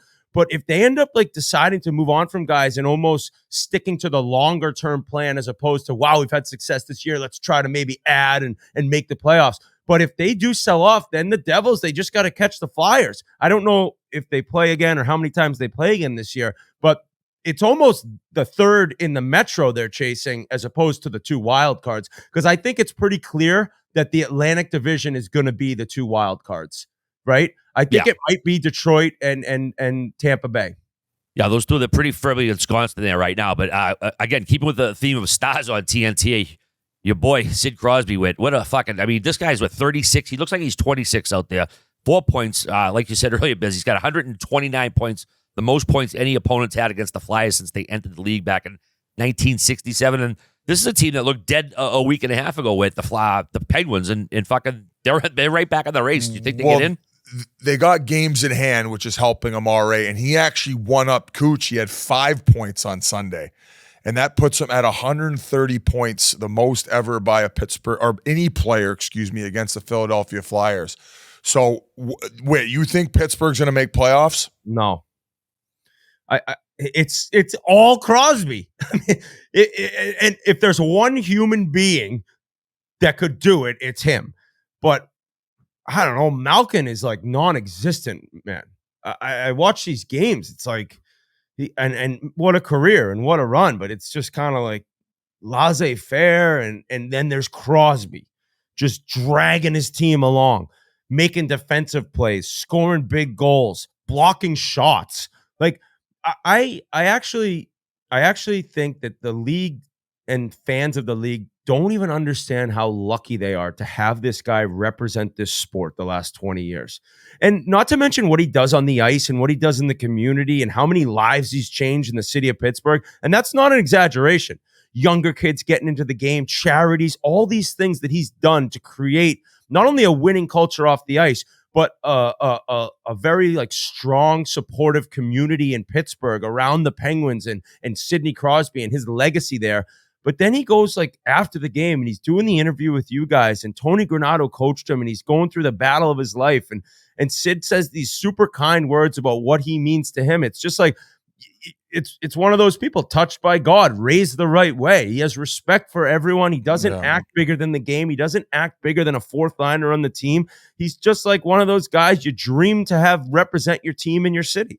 And if anyone can do it, it can be him. But where are the rest of the Penguins? And they have to trade Gensel, I think. I was actually completely against that. But then it was the TNT Chiclets altcast where I said, all right, enough's enough. The Panthers made them look like fools, and there's been a little bit of a bounce back. But when we talk about chasing down that third spot in the Metro, buddy, like it's one thing that right now they're 7 points behind the Flyers. And yes, they have 4 games in hand on them. But it's not just that. It's they got to leapfrog the Islanders, the Devils, and the Capitals. So you can't look at the points in the games in hand. You got to look at the teams that you actually have to get over, because those teams are going to be winning and competing as well. So I don't think the Penguins get in, man. And it's shocking, and it's all the power play. I don't know if they had a scoring change in that, Biz, because the Box had a goal and 3 assists. I think they credited him with an assist during the game, but I think they might have changed. I thought, yeah. Well, it was he had 4 going in, and then I thought that the last goal he ended up getting a point on. So my apologies. Yeah. No, that's all right. Yeah, I mean, he's been unreal. 60 points in 55 games this year. Like I said, he looks a decade younger than he's been playing, but no support so far. Biz, what was up with you and Jazz? Little WWF action was. Yeah, we were just fucking around. Well, he's a big Flyers fan. He's from Philadelphia, and he gave me a nugget beforehand. He said the Penguins have not scored more than 2 power play goals in any game this season. And I think maybe I did say the stat wrong, or he thought I said the stat wrong. So I just had enough. So I went back there and fucking dummied him. But like in Flyer fashion, when I had my back turned, he jumped on me and strangled me. He's a dirty boy, that Jazz. You dummied him. No shock there. But great week on TNT anyways, Biz. Some unreal games. Oh, so many good games. And in that vein, before we haven't even mentioned it, I guess yet, Sam Reinhart. We talked to him up Toronto a couple weeks ago. We're going to bring him on very shortly. But I know I beat this drum, and I haven't for a while, but the whole blackout and NHL Network stuff, Colorado, Toronto, marquee game Saturday night. I'm sure it was Hockey Night in Canada up there. The only people who could watch it in America was NHL Network, which, by the way, once again, they do not even have a fucking streaming outlet. The NHL, you can't watch this game streaming. You can only watch it on the NHL Network. Certain smart TVs, like if you have a Samsung smart TV, you can't download certain apps to log into certain cable things. So I just don't know why they're forcing these games. And even Sunday, the Chelios ceremony, the Detroit-Chicago game, that was only on the NHL Network. The people, it's every week, man. Every night, people getting blacked out. It's a joke. The NHL has to fix this because you're preventing people from watching your product. It's fucking 2024. These whole zones with blackout regions, just do away with them. Young kids aren't watching fucking TV anyway, so they need to fix it, man, because they really cost themselves. So end of rant right there, boys. I think we should send it over to Sam Reinhart right about now. Quickly great little chat. Before we go to Reinhart, Yeah. Florida Panthers might be the best team in the NHL. They were on an incredible road winning streak, and the only way it was stopped was by Carolina, who's also Carolina and Dallas are the exact same teams to me, where they're like very, very good and nobody talks Under the radar. Yep. They're under the radar, awesome, and I don't think they mind it one bit. And Carolina beat the Panthers 1-0 to stop that road winning streak. And it was only because the Panthers had a goal called back on the worst rule in the league, the offside review. Let's hope they figure that goddamn rule out. But shout out to the Panthers. This team has all the makings of a cup contender and a cup champ. So Reinhart sat down with us, and this kid, very similar to Besser, just a cool cat. And I guess probably it's because he knows he's going to sign for about $80 million in the next few months. But thank you for sitting down with us, and I hope everyone enjoys. All right, before we go any further, here's a few words from our friends over at DraftKings. Get in on the hockey action with DraftKings Sportsbook, one of America's top-rated sportsbook apps. New customers who deposit $5 or more can get a no-sweat bet up to $1,000 back in a bonus bet. What's a no-sweat bet? It's just like missing the net. Miss your first shot, you get another opportunity to score bonus bet back. You can also follow what all your favorite Barstool personalities are betting on by joining the Barstool Bet group in the social section of the DraftKings Sportsbook app. This thing is unbelievable. We have it here in Massachusetts. If you like to play, there's none better. I'll tell you that for free. Download the DraftKings Sportsbook app now and use the code Chiclets. New customers can get a no-sweat bet up to $1,000 if your first bet loses. Unbelievable deal. Only on DraftKings Sportsbook with the code Chiclets. The crown is yours. Well, it's great to welcome our next guest. This 28-year-old forward from British Columbia was taken second overall by Buffalo at the 2014 NHL Draft. After 7 seasons as a Sabre, he was traded to Florida, where he has since averaged just over a point per game, and he's here in Toronto for his first NHL All-Star Game appearance. We're very happy to welcome to the Spittin Chiclets podcast, Sam Reinhart. Congrats on the All-Star Game and the hell of a season so far, brother. Good job. Thank you. Appreciate you guys having me. What a heater this guy's been on. Holy fuck, Sammy Reinhart putting the strap on the free agency. Pay me. Contract year, pay me. And probably the main reason we have you on this podcast is because you're good buddies with Pasha Eshke. Now, Pasha Eshke is a villain in the Spittin Chiclets world. I don't know if you know this because he's been Vancouver, JT Miller, and he's been double wristing his New Jersey Devils nonstop with ridiculous takes. You know what? I did see that clip, that take he had on JT. And thoughts? That's not the right take. What? That is not the right take. All right, thanks for coming, Sam. Thanks for coming. He won't walk it back. Like, the guy's going to win like a playoff MVP and possibly, I don't know, man. Body language is bad. I will say I gave the Devils no chance against the Rangers in my pick before that series. Me too. That was a hell of a series, but back and forth. But that was the worst take I've seen all year. Hey, I think. Yeah. hey, don't feel bad. I had the Panthers missing playoffs last year. So did we all, I guess. Yeah. But especially at the this Bruins time. missing playoffs last year. Yeah, them I think we were 20 points out at this time last year. You guys have had quite the run, and I mean, like, just talk about your streak so far this year. Like, from what I'm hearing is you had a big off season. Like, the training wise, you took a deep dive. You fucking got in the best shape of your life, and you came in ready to go. Well, he got married. None of that matters. He got married. Oh, okay. Yeah. So there's less nights with the boys then. No, honestly, it's kind of taken out of context. It's the less I've done over my 8 years. Really? In an off season. It's just, I've had so many long summers. I've done a tremendous amount each summer and put in the work. And I think it allowed me to do less, just stay healthy, be ready for this year.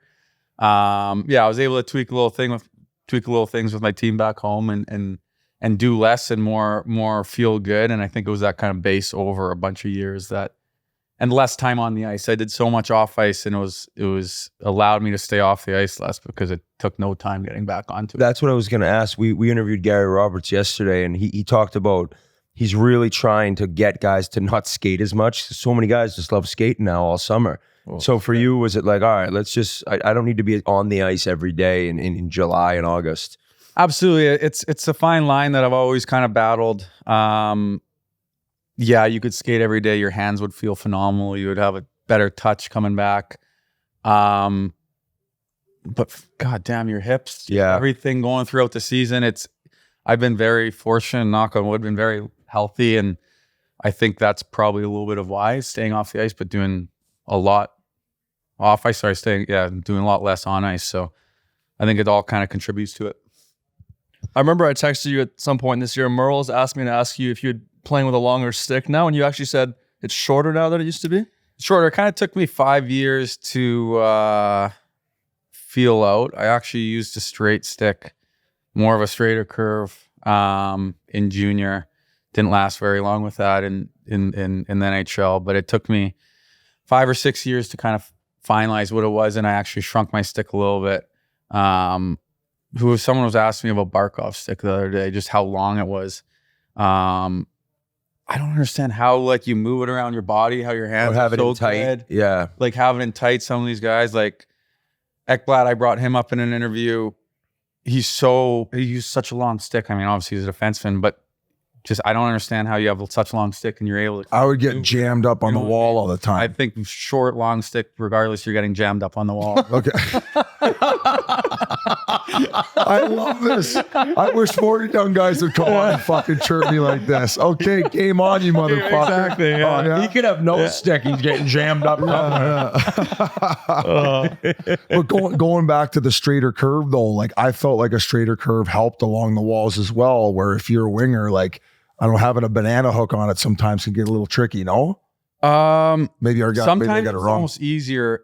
So it's straight for about 3/4 of it, and then the toes got a pretty good hook on it. Like my cock, like my cock. I knew you were thinking. No, Sammy was thinking of what he was saying. Pasha originally started laughing. So it almost makes the backhand a little easier because it's still relatively flat. I mean, look at Kucherov. He's got a hook too, does he not? I mean, Yeah. If he can do it with a hook, you should be able to practice it a little bit, but and get a feel for it. But I don't think it almost keeps it on your toe and makes it a little bit easier for me. Shot, everything it helps made better for me. See, I mentioned in the intro that you've been averaging over a point per game in Florida. Did you do anything different down there? Did anything change? It was just the whole circumstances, the new team, new lineup, new coach, all that stuff. Oh. Barky too. I mean, we'll get to actually play with Barky after this, but like that, my first year we scored 10 goals a game. I mean, everyone had career years.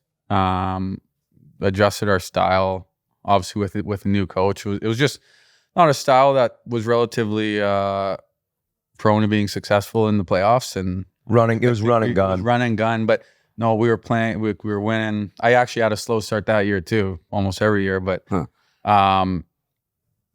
I think it was November, and then started playing with Hubie a little bit. Got on the board, and then our third line got going. So it was good because everyone was scoring. Our power play was good. It was just you're winning. Was that the year you had 8-4. 32 comebacks or something? Where Yeah, you guys yeah. had these crazy games. Exactly, every game yeah. would be 6-5. For sure. It was third periods. It was just sometimes you're in that mode and it almost feels a little too easy, and then you're not ready. But playing with Barkov, it took a while. It was the same thing with Ikes. Like we didn't have chemistry right away. Almost a lot of discussion between you guys at the beginning, trying to figure it out. Yeah. So we played about 15 games at the start of last year. Our coach brought it up to us this year. Our numbers, our stats were off the charts. We just couldn't score. Puck wasn't going in, and then went back this year at the start, and everything just kind of started clicking, and then you start feeling it. I don't know. The power play is amazing. Like I think you have more power play goals than 6 teams in the league, and for any offensive player, like the power play is where you just get that confidence. You're getting points. You're getting the touches. Like so, for you to light it up this much, it must be not a relief, but you're like, all right, this is perfect because now I know exactly where I am on the ice, and Barkey knows exactly where I'm going to be. The power play can take off a lot of pressure. It can put a hell of a lot more pressure on. We kind of actually struggled at the start of the year, and but Barkey and I were actually producing 5-on-5 still, so it was taking some pressure off. But the power plays helped just the whole team. Chuck and I were just laughing at this on break, just kind of thinking about the success we've had using the middle of the ice, and it's just every other power or a lot of power plays. It's a black hole, right? Everyone hates to be there. Even when Paul came in, he said, obviously we have Chucky. I'm not going to be goal line anymore. So he said, I think we're going to put you in the middle. I know it sounds terrible, but we'll work it out. And it actually took until playoffs to start kind of seeing the success with it last year. Takes some time to get a feel for it, but you got to distribute the puck there. You can't. You have to use, even to release pressure. It's all about the guys around it, timing it right and finding you in there. So I've been a factor of that. But you've had to kind of learn how to find in that empty area. I did the same thing when I went to Buffalo, and then we drafted Ikes. It's like, well, shit, I'm not going to be on the half wall. I got to figure out how to be out there, and then kind of developed how to be a goal line guy, and then figured that out, and then obviously take some time in the middle. But it's all about putting the puck there, and all these teams do diamonds now. It's a vulnerable spot. Did you see the Darryl Belfry breakdown I ended up redoing on TNT, where he explained how you expose the opposite side of the ice? So I guess you're a righty, right? Yeah. When you're on the left side and you're usually around the goal line area, how you're always able to find those seam passes where it's either Barkov or one of the other guys popping out. Like, is that something that you've always been good at, or all of a sudden you've added that to your bag? Like he must have had 50 examples of you just working right around that goal line area on that side of the ice. Yeah. Are you saying like back, like where Chucky's spot is now? No, this is just even more 5-on-5 and how you guys are able to generate. Like he just did a breakdown of like how good you've been at it. So I was just curious to ask you and if you'd seen it. Because I thought it was such a good breakdown, and it was like, holy fuck, like 15 times already in the season. This guy's like the same plays showing. Made an escape move along the goal line, and then you're finding Barkov who's popping out at the perfect time. So it just seems like you guys are just in unison, even 5-on-5. Yeah, you know what? Honestly, I saw, I don't know if this is kind of the same skill you're talking about, but I saw a clip of Bedard in preseason, and he was coming through the neutral zone, and he just like, I assume he's got a toe curve if he did it, but he kind of put it towards his feet and then just flew by the guy, and like the guy had no chance to get his stick to where the puck was. Yeah, he's like protecting it in a different way. But it's like, it was just such a weird play. Is that kind of what you're talking about? Yeah, well, like it just seems like you're doing a good job down low of like getting separation and kind of just like finding those pucks in those areas in order for sure. Yeah, I think plays. Maybe feeling a little bit quicker, a little bit stronger. You get maybe a couple more inches, and that's going to make my life easier. Yeah, and I've always been able to read the play and find it. So if I'm feeling a little bit quicker now, so just gives me that much more time to see it and make the play. Back to the beginning, when you're younger, Pasha told me youngest of three. Yeah. So just getting pounded on, always chasing your older brothers. I know Griffith was a real high pick, right? Yeah. So like for you, was it just always kind of chasing after them, and that's what made you good? Absolutely. It was everything I kind of went through growing up. I just saw how they were able to handle it, both positively and negatively. And you live and you learn. But I saw them go through it. Yeah, it made everything easy for me. Yeah. And your father played what, over 1,000 NHL games or close? No, he retired at 29. Okay, so he played 18 to 29, and he had some injuries, and then dominant though when he played. The very numbers. Yeah, very solid. Good to see you've done your homework now. Yeah. Remember the first night you met him? I met him. I had no idea he'd played in the NHL. No. I think he felt that I pigeon tossed him. It was the premiere of Biz Does BC because he was the star of the show. You're like, hey, buddy, I'll talk to you later. No, I introduced him to Biz. Was Biz like, I'm good to meet you. Was I there for the premiere? I don't know if you were there. No, I was like, oh, so did you play? And he's like, yeah. He's like, you know how much better I was than you, bro? Yeah, basically, that's the look he gave me without having to say it. So, but yeah, no.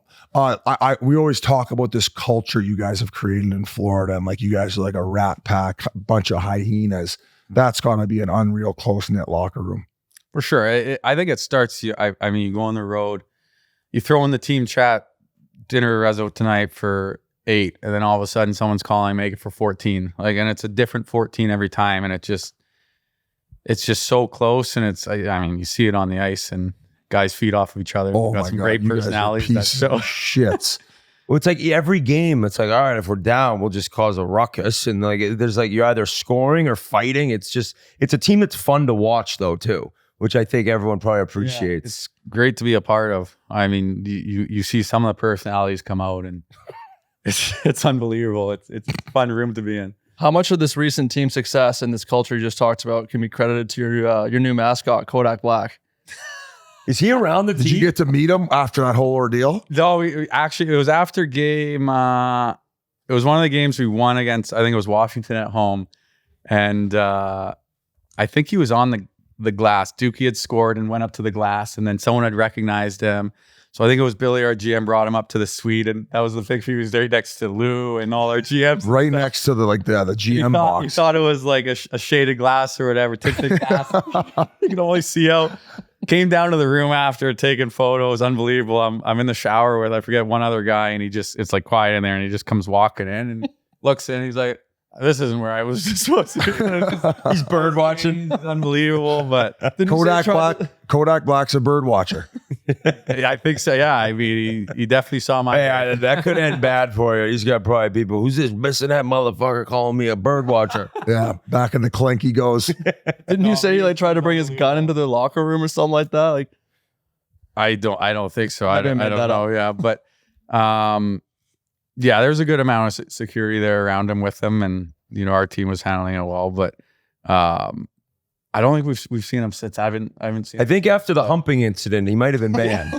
He might have been He banned. got tossed all NHL I games. don't think I'd seen him after, but Yeah, I think there was another angle of that too. It wasn't what people first thought that happened. I mean, could see why they did. Wouldn't get a lady bent over in the box like that. But anyways, moving right along. Last year in the playoffs, it was a bit of, I think, a coming out party for Matthew Tkachuk, certainly around the league. But were you even impressed or a little bit surprised the caliber of like player and leader he was last year? Just he seemed like he dragged you guys into the fight quite a bit down the stretch and in the playoffs. some guys just have it. Some guys just know how to produce, know how to get the puck in the net. I don't think there's a guy that's better at a pull up coming into the zone. And then finding the trailer. Just making 5 guys over back check is it's unbelievable. So you just got a knack for it, and I mean timing. You guys saw it. It's just late in games, getting the puck and hope for the best. When the finals came, dude, and he had like broken sternum. I mean, just seeing him kind of go and try to give it, you were probably so impressed. Like he was in a lot of pain. You could see it. I mean, you couldn't tie up his skates, couldn't get a jersey on. It's just, at that point in the series, you're looking for a spark, and the guy you've been leaning on all playoffs. It's a tough feeling. It's tough to bounce back from. It's unfortunate we weren't able to, but goddamn, you learn from it. And we were talking on the pod.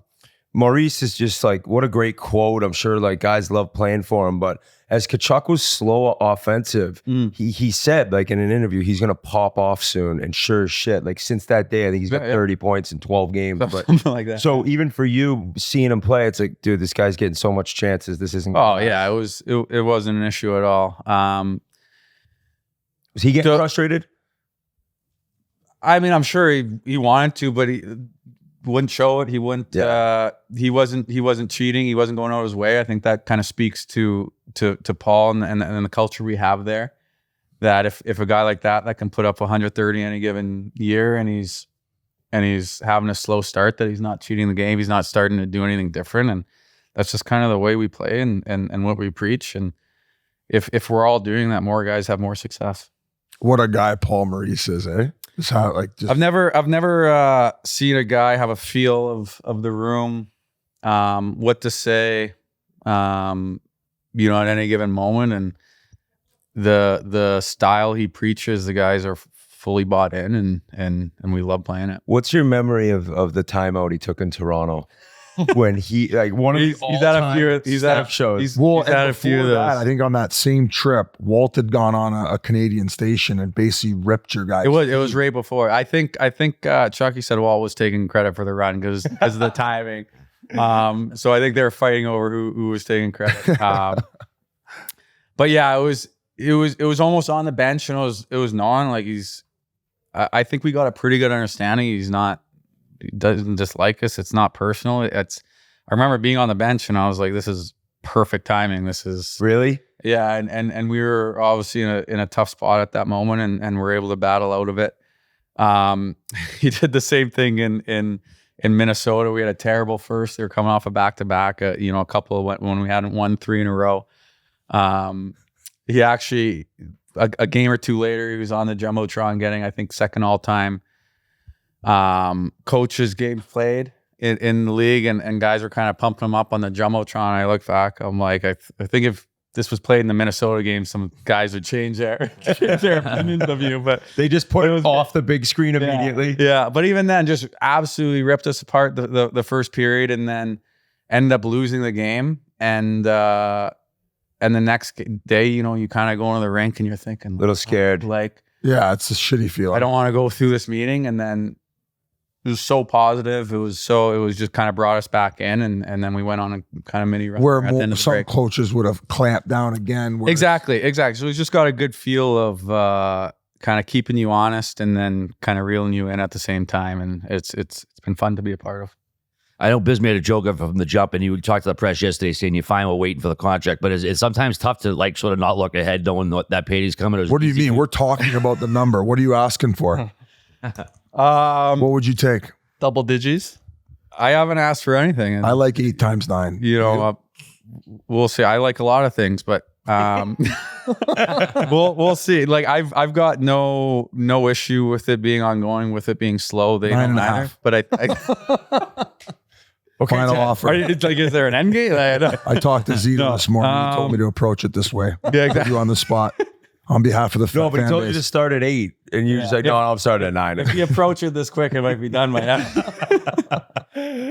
But no, I think if I was struggling, the team was struggling, it would be like more of an issue. But they know I want to be there. I know they want me there. So it obviously doesn't always happen, but it's not an issue in any of our minds. So it's not like we need something before the deadline here. We're all in for this year, and Fuck, buddy, we want to be there long term. That's got to be hard though, to try to not think about it and block that out. Like, is it something that maybe sometimes creeps in and you're like, bud, fuck off, don't worry about it?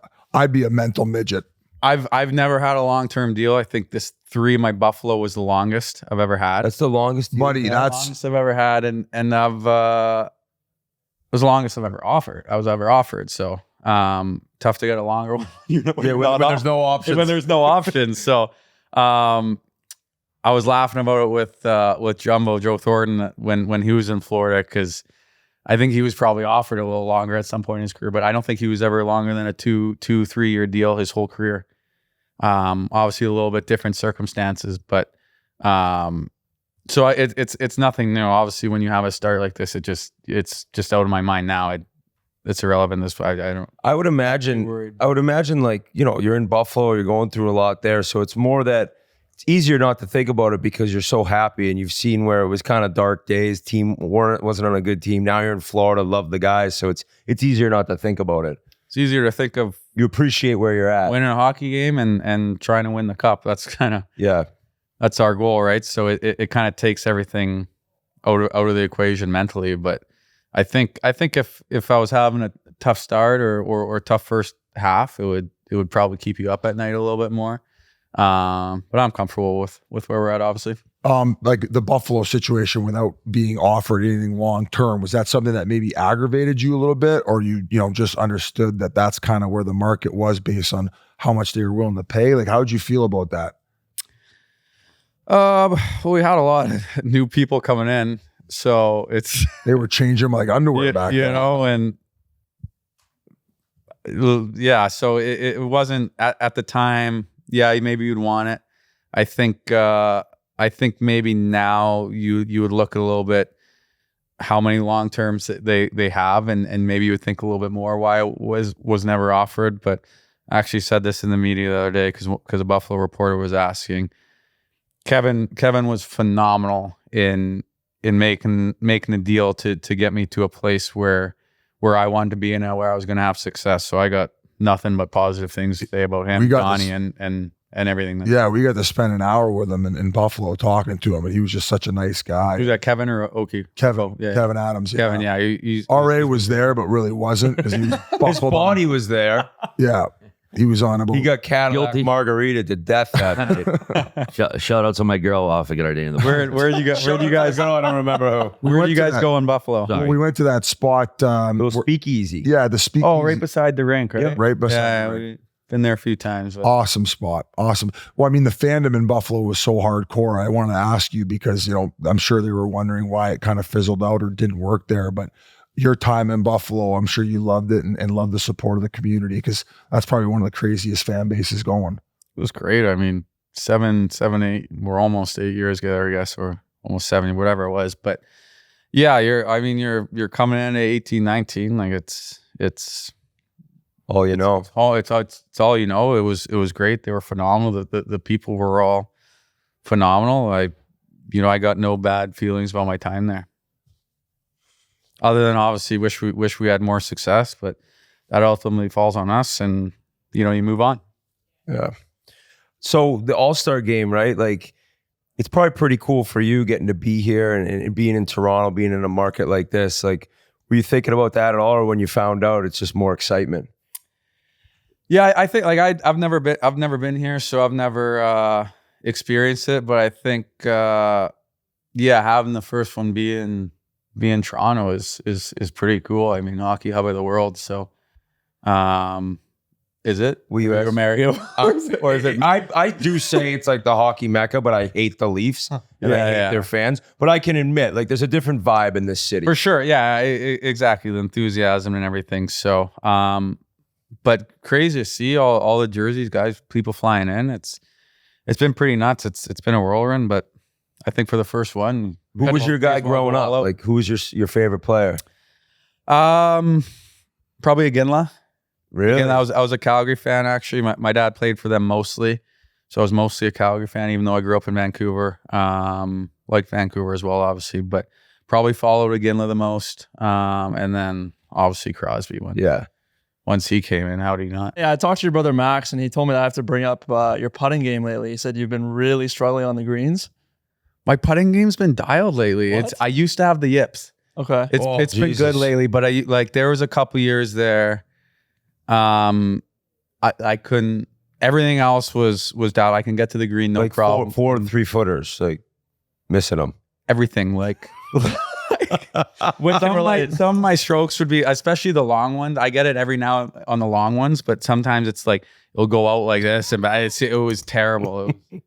But no, I hate practicing golf. I just want to go play.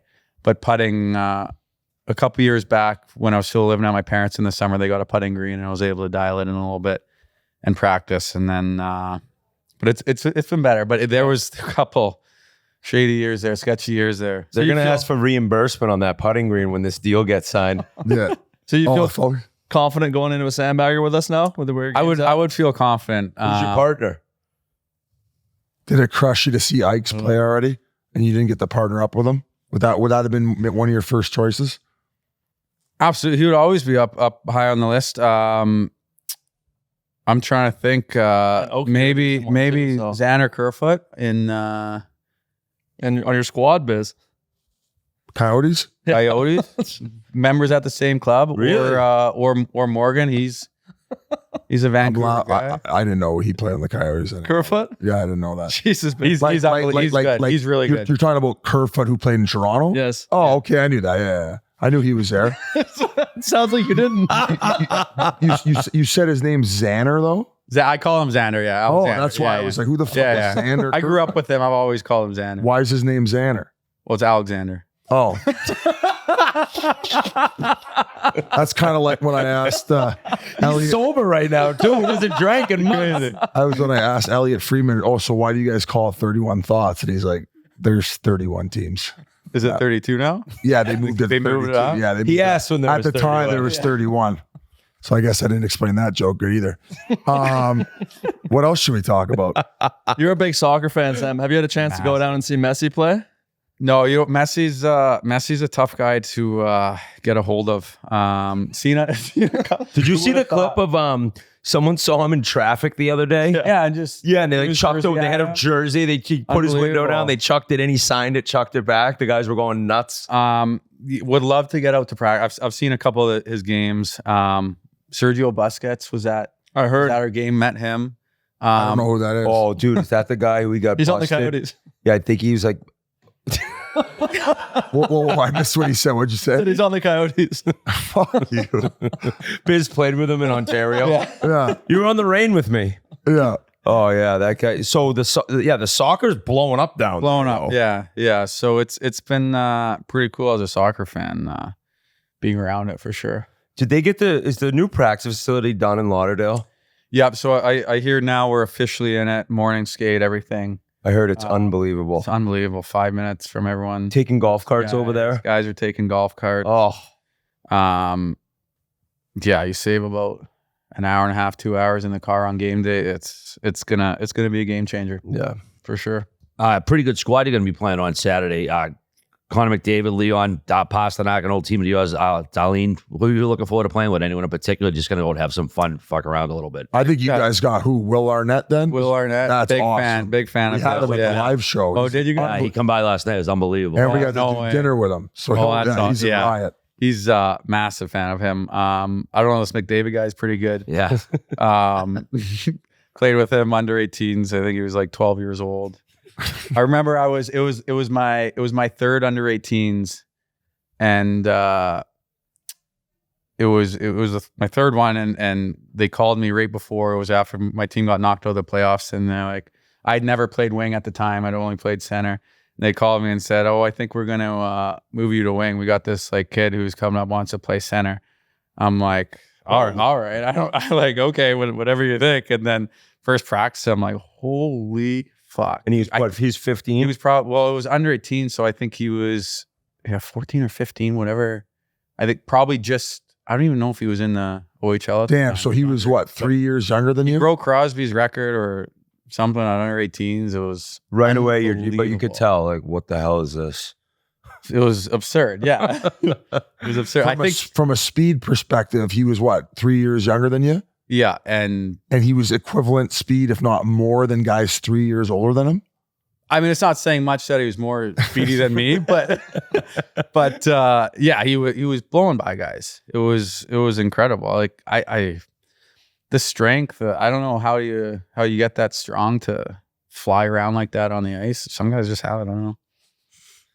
You got a shitload of family and friends here to watch, I assume? Yeah, everyone. The whole family came from Vancouver, and then my wife's from around here, so we got a lot of people in, and it's been fun. Who's the clown on the Panthers, like in the room? Like, Fuck, they got 12 of them. Lomberg, is he a goon in the Lamborghini? He's a character. It's a lot. It's a long list. Cuzzy, your guys' favorite. He's Oh my God. I don't think he's too happy with me right No, now. I wouldn't imagine so, but unbelievable in the room. He's the best. The best, as even after your comments, I'm sure you would probably assume that. I said on the podcast, I go, I want him every day of the week, twice on Sundays. I don't know if you heard that part of the clip of what, but Let's clip it now. Yeah, I think right now he reigns as the biggest piece of shit in the league, and that is a compliment. Absolutely. I mean, only one guy can get that title. Absolutely, you want that guy. And you would pick him as the biggest piece of shit? Oh yeah, I mean, he stirs the pot. I mean, we got a fair share of that on our team. Benny plays as hard of game as anybody. He's unbelievable.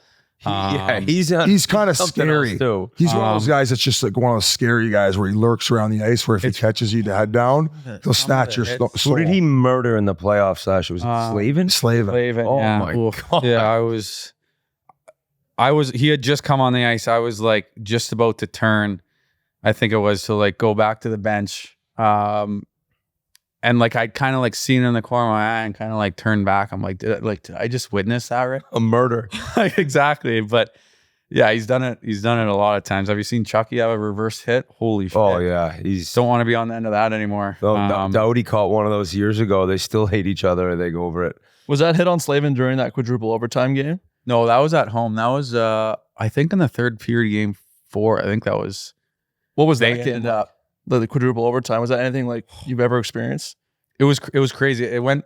What's the most you guys have played? I did the end of double overtime. End of double Almost overtime. 3. And that felt like 4 games. I usually just untied my skates in the third, so I don't really know exactly. I kind of checked out mentally, but I don't think I've been a part of any crazy ones where I've been actually dressed in the lineup. Yeah, you know what? It went by so fast because like overtime is one TV or timeout, just a quick shovel. I think the intermissions are way shorter, right? I don't know. I believe, or at least I think it's like a couple less minutes. They get so you're up there in there in intermission at one They point? did, but you're not even like thinking. It's so hard to eat. You're trying to drink, but it's just like it went by so goddamn fast. We were Did 20 everybody seconds. share that opinion with you that it went by fast? At least in our locker room, I think most guys did. And then like Chucky scored like 20 seconds left. We were going into a 5th, and I was just, what the fuck is going on? And then I remember getting back, kind of feeling fine. And I like blocked a shot earlier, so I was getting some treatment on my foot, trying to flush it out, or on my ankle or whatever. And I ended up getting a full leg cramp on both sides, and I was like shaking, just so dehydrated. And like, you on playoffs, you bring like 10 extra doctors in there, just like all like sprinting water over, just trying to hydrate. And then I don't know, I couldn't imagine having that at home. Like for them having to be at home on their couch the next day would have been terrible. Like we're all in the hotel, we get up, we end up going to NC State, had a facility, the football team. We end up going to the rink and walking over. It got us out, like we got meals, but like if I was alone on my couch that next day, it would be, how the hell what am do I supposed do? to play a game the next day? So I think that was a bonus for us for sure. So is that safe to say that's the most relieved you've ever felt for a goal in your career? Yeah. That was game 1. Yeah, absolutely. Yeah. That was the series right there. Yeah, I mean, it was. I was doing the panel with Wayne lot of- Gretzky, and even he was like, "This is fucking absurd. Get me the fuck Well, out of how here. many? You how guys many don't pay me dump-ins? enough for this shit. Get me How the many plane." dump-ins? To beat Carolina, you have to play like them, and that was, a style you're trying to play, and you just try and whoever's got the better finish at the end of the game. You're so tired. I remember, like there's a number of chances both ways, and it was just you're so gassed you can't even raise the puck. You can't even do anything. Biz, I remember the first, I worked at TSN while I was still playing. Like, the guys would go for the playoffs for the broadcast. Yeah, I did it too. And it was Vancouver, Dallas. And it was 3-2. I forget who was up. And I was like, they might tie it up. And Bob McKenzie's like, shut your mouth. And I was like, what are you, like, these guys are doing, and all of a sudden they got tied up. He's like, fuck. Yeah, you don't say And that. it went to triple OT. Sedin scored in triple OT, but he was like, you motherfucker. Because like on the broadcast team, we don't want any overtimes. No. Get us out of You here. don't say the word overtime. That's getting played in TV, especially for the crew too, because they got to stick around. They don't give a shit. They just want to punch the clock. Yeah, they don't What even time watch are it you on. getting over there after doubleheader? 8 o'clock? Usually around like 1:30. 140, maybe 140, 145 the latest. But it's just a little bit hard sometimes because like some of these regular season games, they don't play it the way the Florida Panthers do. I've been talking about this probably the last month. I watch you guys constantly now because of the way you guys play. When any of the play goes quote unquote boring, you guys are trying to start a fist fight, or you're sucker punching guys in the face or slashing them on the way to the bench, where I genuinely think that in regular season hockey, it needs. I don't know if I'm quite doing. But scoring. I'm part of it. Yeah, well, you also have more fucking power play goals than the Pittsburgh Penguins, so you're doing your part. Suck on that, Pens fans. But no, I just feel like you guys are just so much more entertaining, and the league needs more of that. I think if it heads in that direction, some of these boring teams, it would make these late games feel so boring all the time. Yeah, I think so. I mean, I'm glad you guys like the style we're playing. I mean, there's some games where we just know it's going to be boring as hell going in. Carolina being one of them. I mean, that's what you got to do to beat a team like that. It's part of the reason we have more success against the better teams.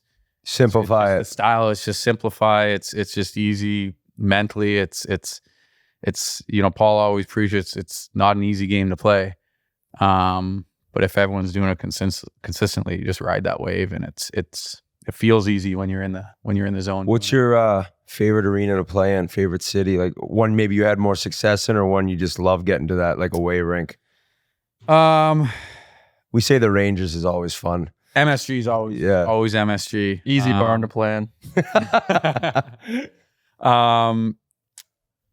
That's up there. It kind of changes every now and then.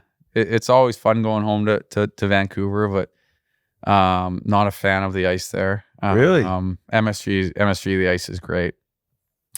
Boston's always fun going into. Yeah, we've always got good games against them. So, and it just gets more and more fun as you create rivalries and you go through the playoffs. It makes it more fun the next year. Wish I tried it earlier a little bit more, but won't do that whole playoff thing. But I mean, since you just mentioned Boston too, like that series, that was kind of like the whole turning point. Like, like what was the feeling in the room after you guys are down 3-1? I know like the famous speech from Chucky said, "We're fucking coming back in this one," and rah, rah, rah. What was it just like in that first round? Absolutely. It was, we won the second game. You feel it, then you go home, lose 2. But we felt it the year before. So much pressure when you have that season like you do. You're going back onto home ice. Sean had that breakaway too to end Game 5. We won the drawback, and it was just like control or die. Just watching him go back, just like waiting, and then you got Bobrovsky back in net. I mean, a system can help a goalie so much, but you got someone as flexible and acrobat as that guy, and then you put him in our system, and it's unbelievable what he does back there. But yeah, you just kind of once we won that game, and then you're going back home. They got to go back to the DoubleTree by the rink, and that's a shit. Honestly, that's what we're saying. Sunrise. Just make them go back to the DoubleTree, and Don't give me that was your team motto for playoffs. go make them get the free cookies. Yeah, and then but like that Game 6 at home was absurd. Yeah, I think there was 4 or 5 lead changes in the third period, and yeah. I mean, a tremendous amount of luck to go through it too. I mean, we were down with a minute left in Game 7, and I remember being on the ice. You're probably playing 3 of the last 4 minutes, just absolutely exhausted. Just like you're thinking as you're on the ice, like this probably isn't going to happen for us. And then Monty somehow squeaks one in, and it's just riding that wave. It's unbelievable. It's playoffs, right? You mentioned Bobrovsky. Like, what do you think happened? Like, because obviously he kind of struggled a little bit, and Lion saved you guys really to get into the playoffs. Just all of a sudden something clicked with him. Like, you ever chat with him about that? Well, he was playing extremely well. I think it was right around that Toronto time where Paul was yelling. I think it was right before he got hurt or he got sick or something. Oh, that was the beginning of it. Lion went on a run, and then, but Bobby, I've never seen someone so dedicated and dialed and Sam Bobrovsky. Yeah, Sam Bobrovsky, the legend. So legend of If I Sam was just good at Bobrovsky. McDavid, I wouldn't know anybody. Exactly. It's just my ring finger, bitch. I didn't fucking memorize the names. But yeah, so I mean, you got all the confidence in someone that does that. But I think, I mean, a goalie in an unstructured team, you can only do so much. Yeah. How about his watch collection?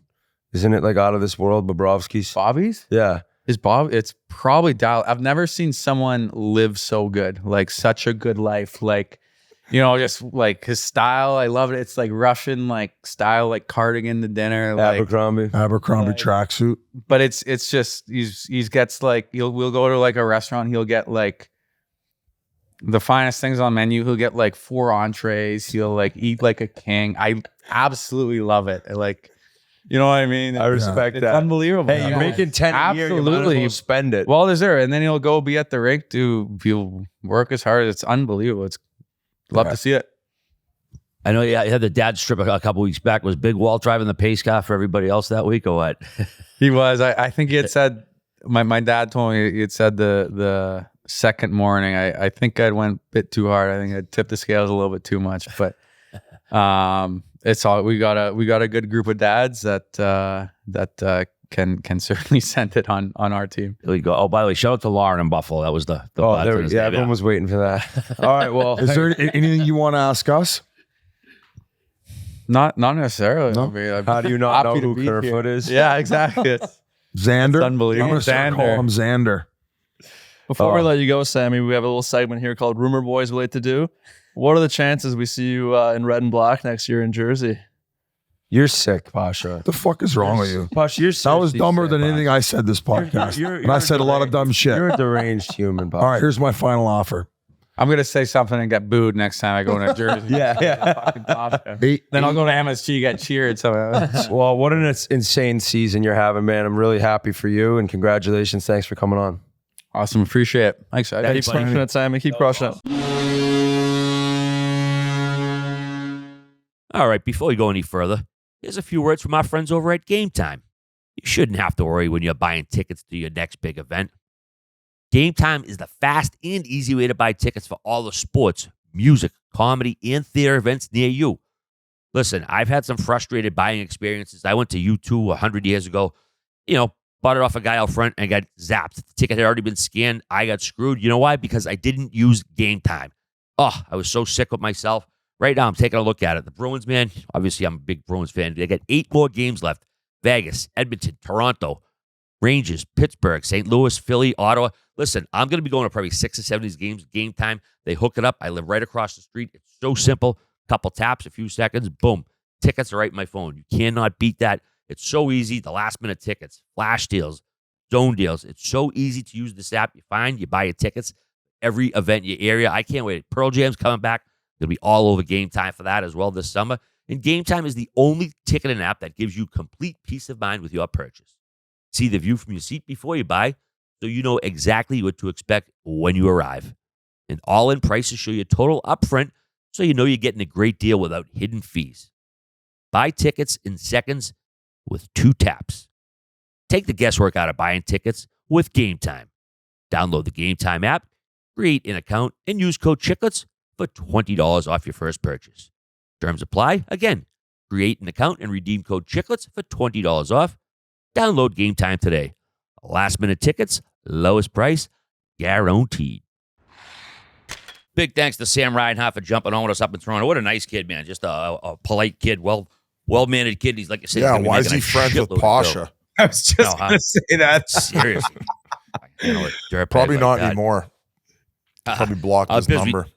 We mentioned the sort of revival of the heavyweights. Well, it might be a little bit of a ripple effect seeing what we saw in college over the weekend. Fights in college hockey, they're like seeing goalie goals in the NHL, but fucking doozy. Friday night, Arizona State was up in Alaska Fairbanks, as far north as you go to find an NCAA team, and you can't get more opposite nicknames than the Sun Devils and the Nukes. But what was wild, there was a skirmish going on the corner, the whistle had been blown, and these two guys, Dawson Bruneski and Tucker Nest, they left all their gear in the penalty box, just went center ice. Wait, have you ever seen 2 dudes do that in a college game before? No. I never have. No, I've seen fights in NCAA games, but they're totally like off a scrum and they start with the helmets off and like maybe one guy gets his helmet off and one guy has one glove on. I've never seen, and I'm sure it's happened, but I've never seen a square off, no helmets on, out of the box, leave my stuff in the box because I know I'm going back in there. Actually, no, they'd be going to locker rooms, get kicked out in college. That was amazing. And I don't know what happened between those two prior, but obviously they decided like when they were in the penalty box, we're doing this. The view from the penalty box with the guy in Arizona State, there's somebody recording it behind and he's like looking over at the guy, you ready? And they go out. It was straight out of the East Coast League.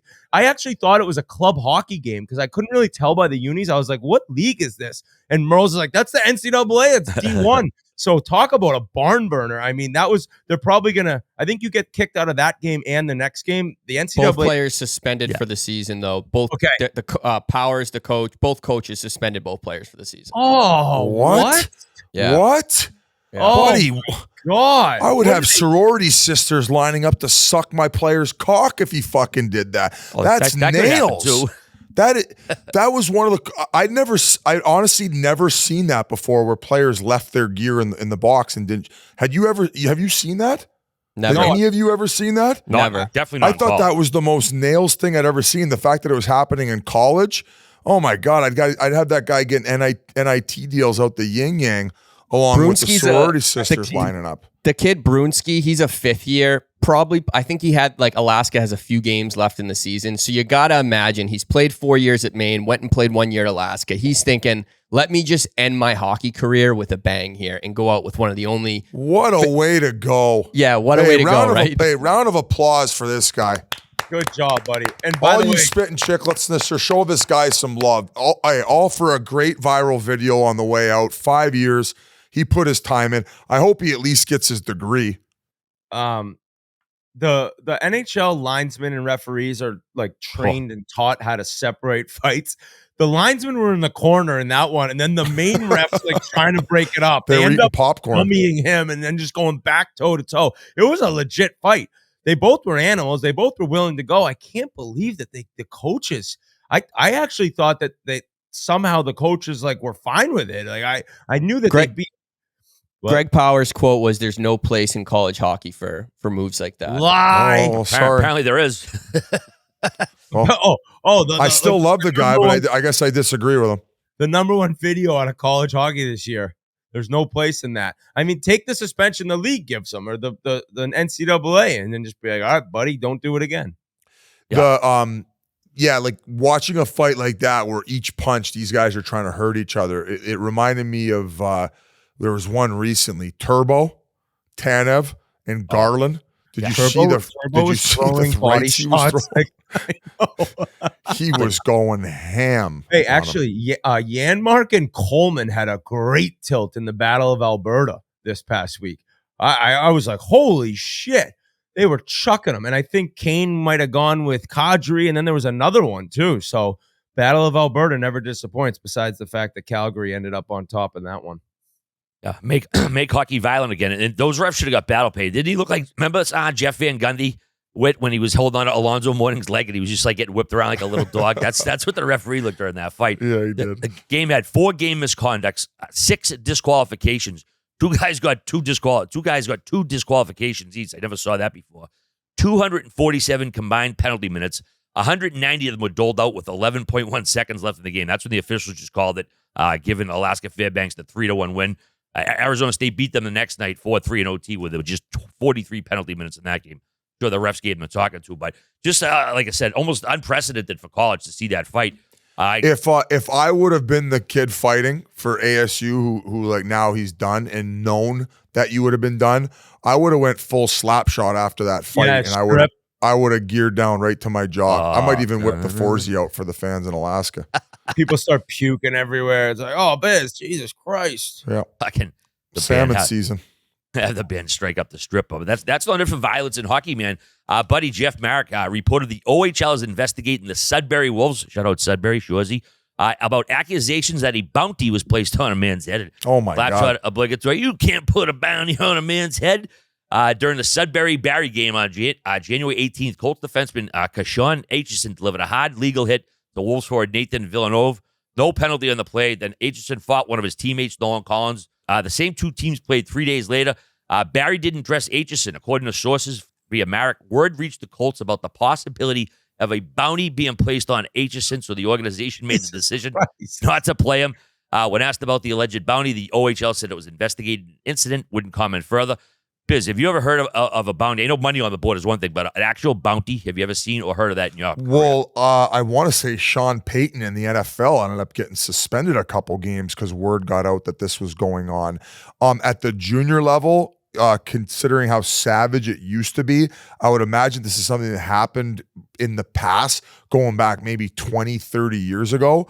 The fact that it was written on the board, pretty fucking stupid, but holy shit, man. I mean, we talk about the violence coming back in the game. Like in junior now, bounties getting put on guys' heads. Like, I personally think it's awesome. If I had a kid who was playing hockey and that was my kid, I would tell him, hey, that's kind of like a badge of honor. If an injury ended up resulting in it, obviously my attitude would completely change off it. You're going to prison. Other than if it was like a challenge fight, if the guys were just like running at him to try to injure him, yeah, that's when my wires would cross. But holy shit, man, I don't know. What the fuck is in the water up there in Sudbury? Has there been any? There's been no discipline so far. There's an investigation going on. Yeah, OHL still looking to it at last report. So Was it a dirty hit? Like, have we heard what he did? It said Aitchison, according to the article, a hard but legal hit that was delivered. And I guess, I don't know if the other team didn't like it. I don't know if there's a history there. But speaking of questionable decisions that people could see things, we got to go to Arizona. They terminated the contract of forward Adam Ruzicka. He posted an Instagram story. It looked like he was doing a late-night table skiing, apparently. I mean, I guess he was maybe sending it to a friend. He ain't no Kuznetsov, I'll tell you that. You got to be the dumbest motherfucker of all time. Okay, there's one thing. You're so stupid to video yourself lining up blow, but then to turn the camera around and put your face in it. Like, he might have been able to say, like, oh, my Instagram got hacked, but to then literally put yourself in the video, what is he thinking? What is this guy doing? From my understanding, he said, "Oh, it wasn't me from that night. It was a different." He had the same outfit on as when they were at the gala. So that's tough sledding. And guys, like, from a serious side of it, like, obviously, like, blow is not a good drug. Speaking from her firsthand experience, I'm gonna say, I hope he's all right. I hope he doesn't have like an issue. Like, it seemed like he was just having a fun night out. But if you're 9-1 in the last 10, you can't be flexing the vials on Instagram. You just can't be doing it. I don't care how good the Colombian Coke is. You just can't be posting it in your story. And from a guy who's had a buddy who was really banged up one night and thought he was sending a video with he was having fun with a girl and they were videoing it and he was trying to send it to her and accidentally posted it to his story on Instagram to wake up like 4 or 5 hours later where it was on Instagram. I think that maybe there was a possibility he was just so banged up and thought he was texting it to his buddy or buddies. You would hope so. What are you looking to accomplish other than having your contract terminated, flexing a vial of blow on Instagram with the Amex turned around? I don't know. That's why I said this guy might be the dumbest person I've ever seen. And we make jokes and RA's RA, but if you're doing cocaine in this day of age with fentanyl, I think you're the most ridiculous, insane human being. Yeah, like, I'm telling you, you're playing Russian roulette. So a little message to everyone listening, younger kids, you're fucking nuts right now if you're doing cocaine. This isn't 1990. You have no idea what's in it. You have no idea where it came from. And fair warning, don't do it. Like, I'm just being honest. Like, it's Russian roulette. Do not even do it. You're crazy. And then if you're going to do it, don't post it to your Instagram story. That's why I said off the hop on a serious note and from firsthand experience, fentanyl ruined the Rob Brindamore interview and it can ruin a lot more than that. So don't be fucking around with the dummy dust. The Yotes had no additional comment. The NHLPA has 60 days to file a grievance on his behalf. Biz, do you think the union will grieve it? Just that's what they do, typically to protect the player? Or even the union might be like, buddy, we ain't helping you on this one. No, I think that everybody deserves help. That's why I said, like, first off, you just hope that it's not like an addiction and it was, but wait, going back to what you said with the fentanyl, don't even do it anymore. It's all junk. You never know where you're getting it from. It's fucking bullshit. Stop doing it. When I hear like kids still are like going out like and getting like cocaine from random people, I'm like, buddy, you're like legit one little poke away from being dead. It's crazy to me that people still do it. Yeah, maybe I sound like an old boomer, but stop. Yeah, that fucking fentanyl shit's a motherfucker. It's caused so much damage, ruined so many lives in this country, worldwide. Dude. Yeah, it's brutal shit. Well, we got a little more positivity we could talk about here. The Milwaukee Admirals of the AHL, they won 19 straight games. They did lose on Sunday, but nice little story in here, Biz. Cody Hodgson scored his first goal in 8 years Thursday. He had previously retired. It was diagnosed with a malignant hypothermia. It was away from the game for a while.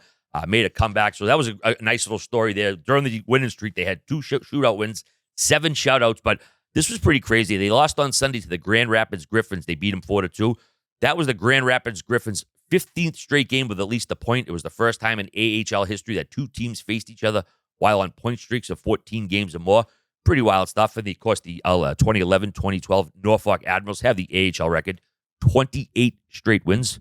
from your boy Coop. So Coop. that's impressive as hell. 2 incredible AHL organizations. Now, Whit, did you not lose to the Milwaukee Admirals in the final of the Calder Cup? Yeah, I left right after my junior year at BU, went to Wilkes-Barre, and we went on an awesome run, and we beat Bridgeport. Then we beat who we beat second round? Don't remember. Beat Hartford in the third round, and then got into Milwaukee. And at this point, I was like, holy shit, like we could win the Calder Cup. We got swept. And playing in that barn, it was fun. They had a great like veteran team, but they're good every year, it seems like. And same with Grand Rapids. And they've done a great job with like bringing guys up to Nashville through that system, right? Like they do an awesome job of preparing these guys to be ready to play in the NHL. And you know what? In very similar fashion to the Bruins, I know it's a little different because Saros has been the guy, but this Askarov, the 11th over Yaroslav Askarov, 11th overall in 2020, he's ready. And Nashville's got to consider a time where, all right, like this is our guy, this is our future. And we had a very high pick, 21 years old. They've done a great job not rushing him.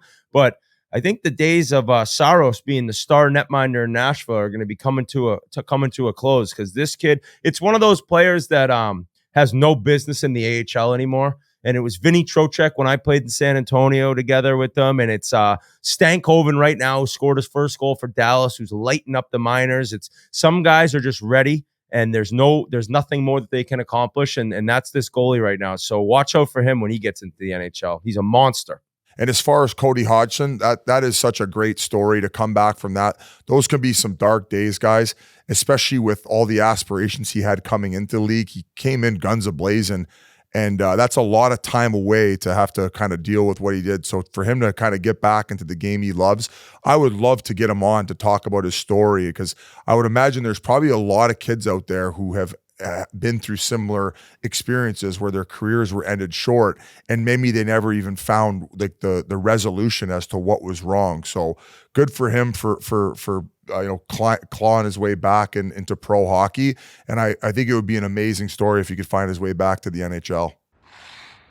Before we go any further, here's a few words from our good friends at Labatt Blue.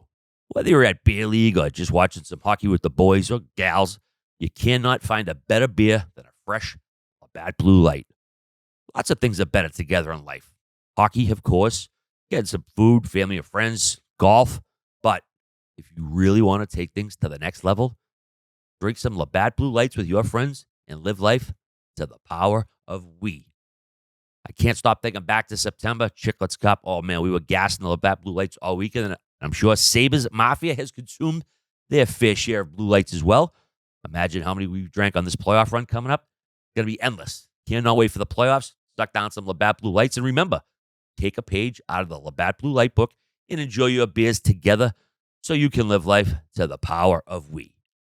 Find Labatt Blue Light at labattusa.com/finder. Biz, your boy, Gary Bettman, he does visit every city during the season. I'm not sure if fans know that. He's going to be in Winnipeg this week, but it's a little more significant than typically carries. But there's a lot of concerns about the team's financial situation right now. In short, they're on the NHL's radar due to the money situation. Season ticket holders, there's been a 27% decline in 3 years. They went from 13,000 to under 9,500. And Chairman Mark Chibin, he was personally calling season ticket holders to ask them why they bailed.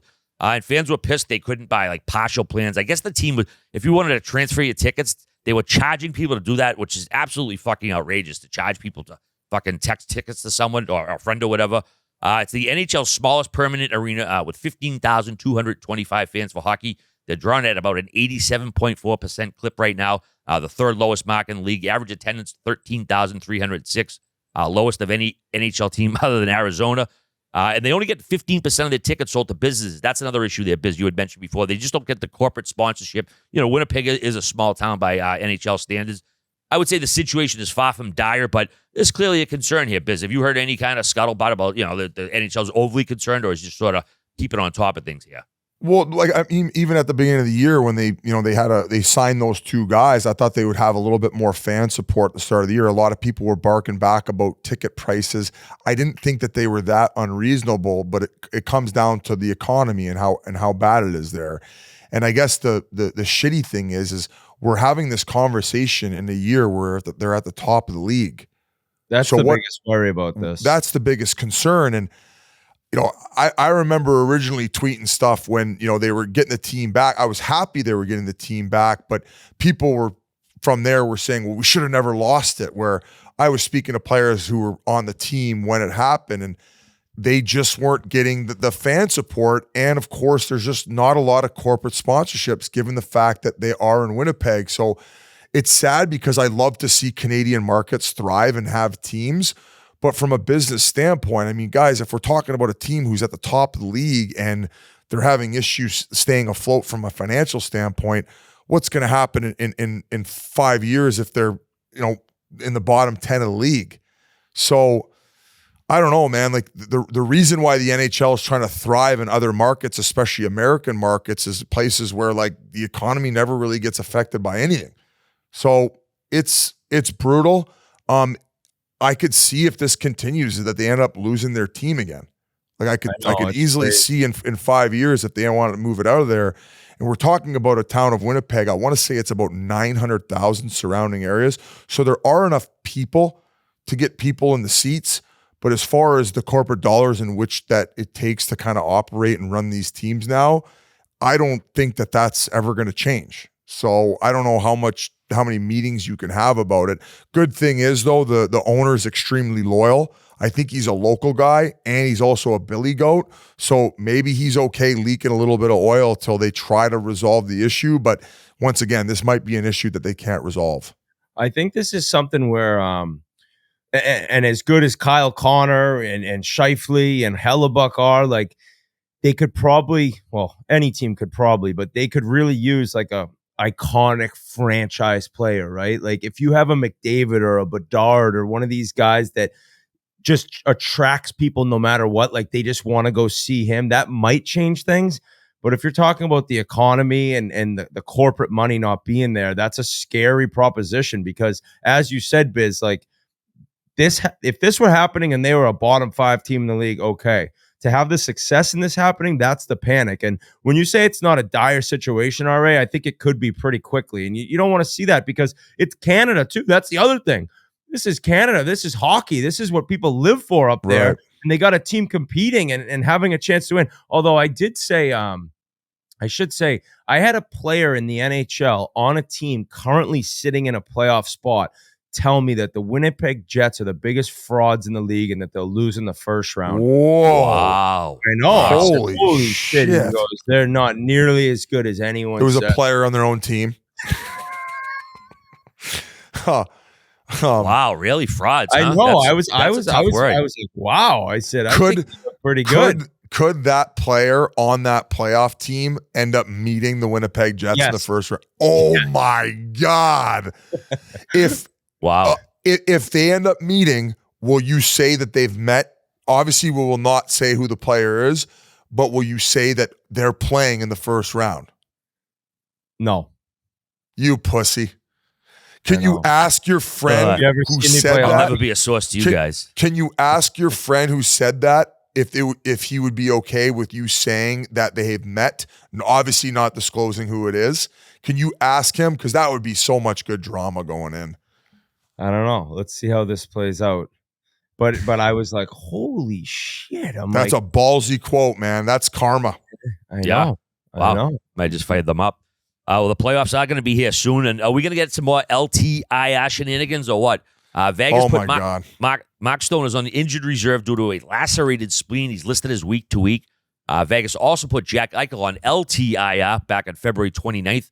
So right now they have $15 million on LTI just between Eichel and Lena, so they can go over the cap, but they have those exceptions. Now, to be placed on LTIR, long-term injury reserve, a player must miss 10 games and 24 days.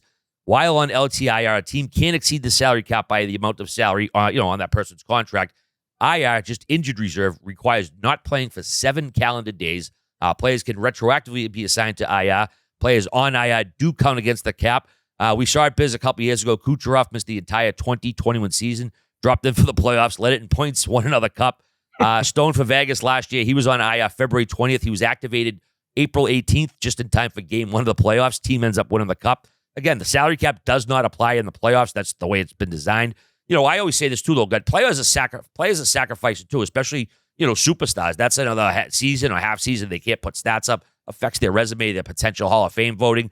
But if you're hurt, I don't know, you might as well take the time out and can teams go talk to their players and all right, I'm going to get my surgery here. So you can basically map it out so it plays out like this. Is that something that a player can have a say in? Yes, they could, but I don't think people that get upset at this, people are so mad at Tampa and now they're furious with Vegas. And if somehow Stone comes back for game one of the playoffs, I understand it. Don't be mad at the teams. Be mad at the league.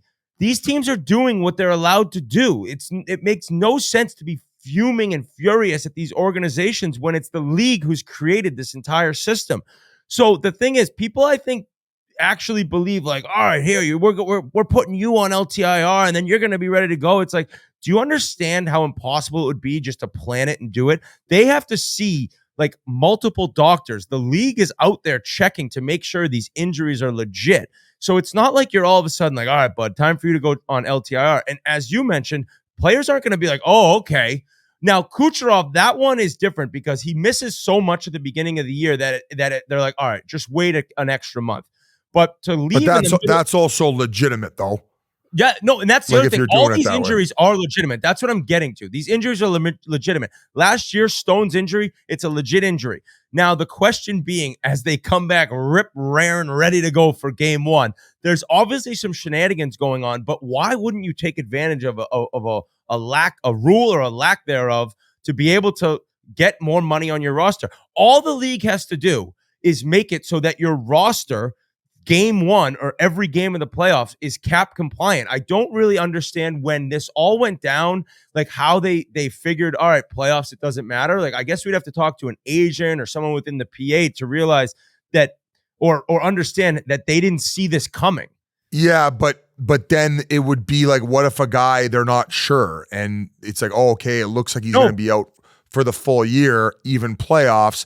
And then maybe, halfway through the second round, the guy can play. That's probably why they didn't do the cap compliant through all playoffs. No, so but I'm saying you can as the playoffs starts, you can be way over the cap. But correct. 20 players in the game have to be under the cap. Oh, you're saying that, okay. So you would say that even if they did pick up a guy to make up for that salary who was a player of a high skill level, if you're $7 million over because of his salary, you would just have to sit him out as basically a healthy scratch for that game to be cap compliant. Yes. Wow. Okay. Okay. Now I understand what you're saying. Now, so it can help you in the regular season and you can use it, but then once the playoffs start, you can have as many guys on the roster. You can have $100 million on your cap on the roster, but the guys in the game have to be at the cap. Damn. Okay. Yeah, but then you're you give up all this stuff to get that guy. This is a very confusing conversation. Maybe but I just don't want fans out there thinking oh, Stone's not hurt. You can't do that. It was his spleen that ruptured this time. So we're not joking around about the cap circumcision. He's actually injured right now. Same going along for Jack Eichel. Now, what I think that some teams do have the luxury of doing is, like you said, dragging it out where maybe this guy in a situation where they actually needed him to make a playoff spot and they were fighting for their lives would rush back a little bit sooner. So maybe he would be playing at about 95-90%, where some of these teams, because they're so ahead in a playoff spot and they're stacked, they have the luxury to say, hey, listen, we know you're a little banged up.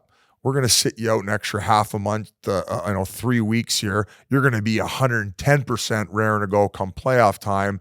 And we're going to add this another unreal player. And by the time playoffs hits, we're going to hit the ground running with $100 million in cap and just locked and loaded with 4 fucking lines. So I get what you're saying. I think that maybe in the next CBA, much like we talk about how they need to figure out the income tax situation, to make it a more level playing field, because some teams who haven't had the luxury of exercising this thing, like a team like Edmonton, has Edmonton done this at all? No, and they have like 21 guys on the roster too. Like they don't even have as many guys as you can have, and they have just no money. So if you're a team like Edmonton, you haven't won a cup, since Christ was a Cowboy, and you're looking revved up for a playoff run, what if they end up drawing Vegas first round playoffs? All of a sudden, Eichel's back. All of a sudden, Stone's back. And because they have that cap space, they're able to go maybe even add Gensel, maybe even Smith to the lineup as well. So you're saying that, it's kind of a bullshit thing, but I guess it comes down to like luck of the draw on the timing of these injuries. Yes. I want to say Landeskog did the same thing in Colorado. Didn't they do that?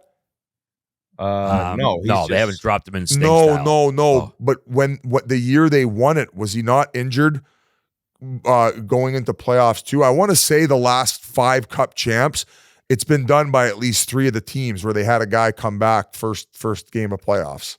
Yeah, I don't get the anger towards the teams. It's like the teams are doing what they're allowed to do. Like if your team did it, you'd love it. Yeah, the league can't tell you when to get surgery. Only the Buffalo Sabres can do that. Before we go any farther, I need to talk to you about Rocket Money. Do you find any subscriptions you forget about or any you paid for twice and didn't realize it? I did. And I found out about Rocket Money long before they were a sponsor of the Spittin Chiclets podcast, and I cannot rave about them enough.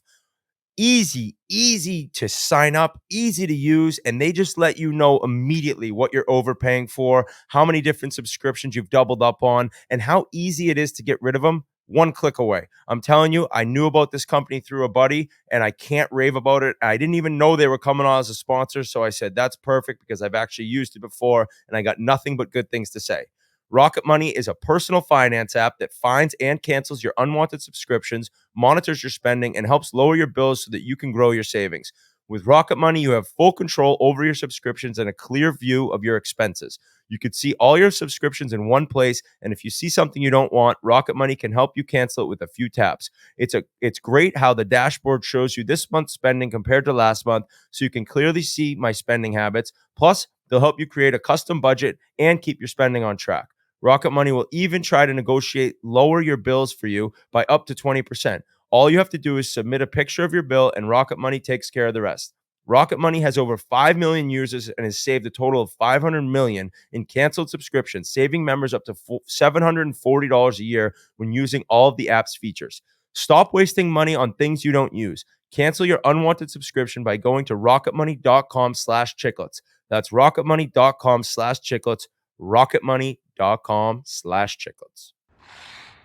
Moving right along here, everybody's favorite play-by-play guy. He's healthy. Jack Edwards. He spoke to Chad Finn of the Boston Globe about the speech issues people have been talking about the last couple seasons. Per Jack, he got multiple tests at MGH. Doctors couldn't pinpoint anything. He had been given no specific diagnosis, no medical term for the change. He said, I did not have some kind of accident. I do not have cancer. I don't have dementia. I haven't had a stroke. All of that's been confirmed by MGH. It doesn't fit any slot. There have been some guesses, but he's just been doing speech therapy to try to fix whatever the issue is, but they haven't given him a definitive thing. But I'm just, glad to hear he's okay. I mean, he's still healthy. He's been tested well on all the other stuff. And, I know he's not everybody's favorite, but he's kind of beloved in here in New England. But Jack, I don't know if you're listening now. We're just glad you're healthy and, keep plugging away with your therapy and hopefully fucking things pan out for you, pal. He mentions in the article, that people were coming up to him, thinking he was sick. And it's almost like, no, I'm not sick, which almost makes it like I didn't say a word about his broadcasting because there was the thought that he was going through something. You feel really bad for a guy, right, who's done it for a long time. And I'm not a huge fan of his calls, but I mean, for somebody to just kind of lose their livelihood and lose the ability to do things the way he always did it, I feel so bad for him. But at some point, I think the Bruins are going to have to take a look. And the whole thing is it's just really behind the play. So if you watch the game, it's just and he mentions Andy Brickley's been such a great partner for him and helped him out. But, he's just kind of really lagging behind the play. And you're watching the game like, holy shit. So I'm rooting for the guy, right? I don't love the way he calls the game, but you never want to see somebody, lose the ability to do what they love and not be able to get an answer. That's the hardest part, is that he doesn't know what's going on. So hoping for the best for him.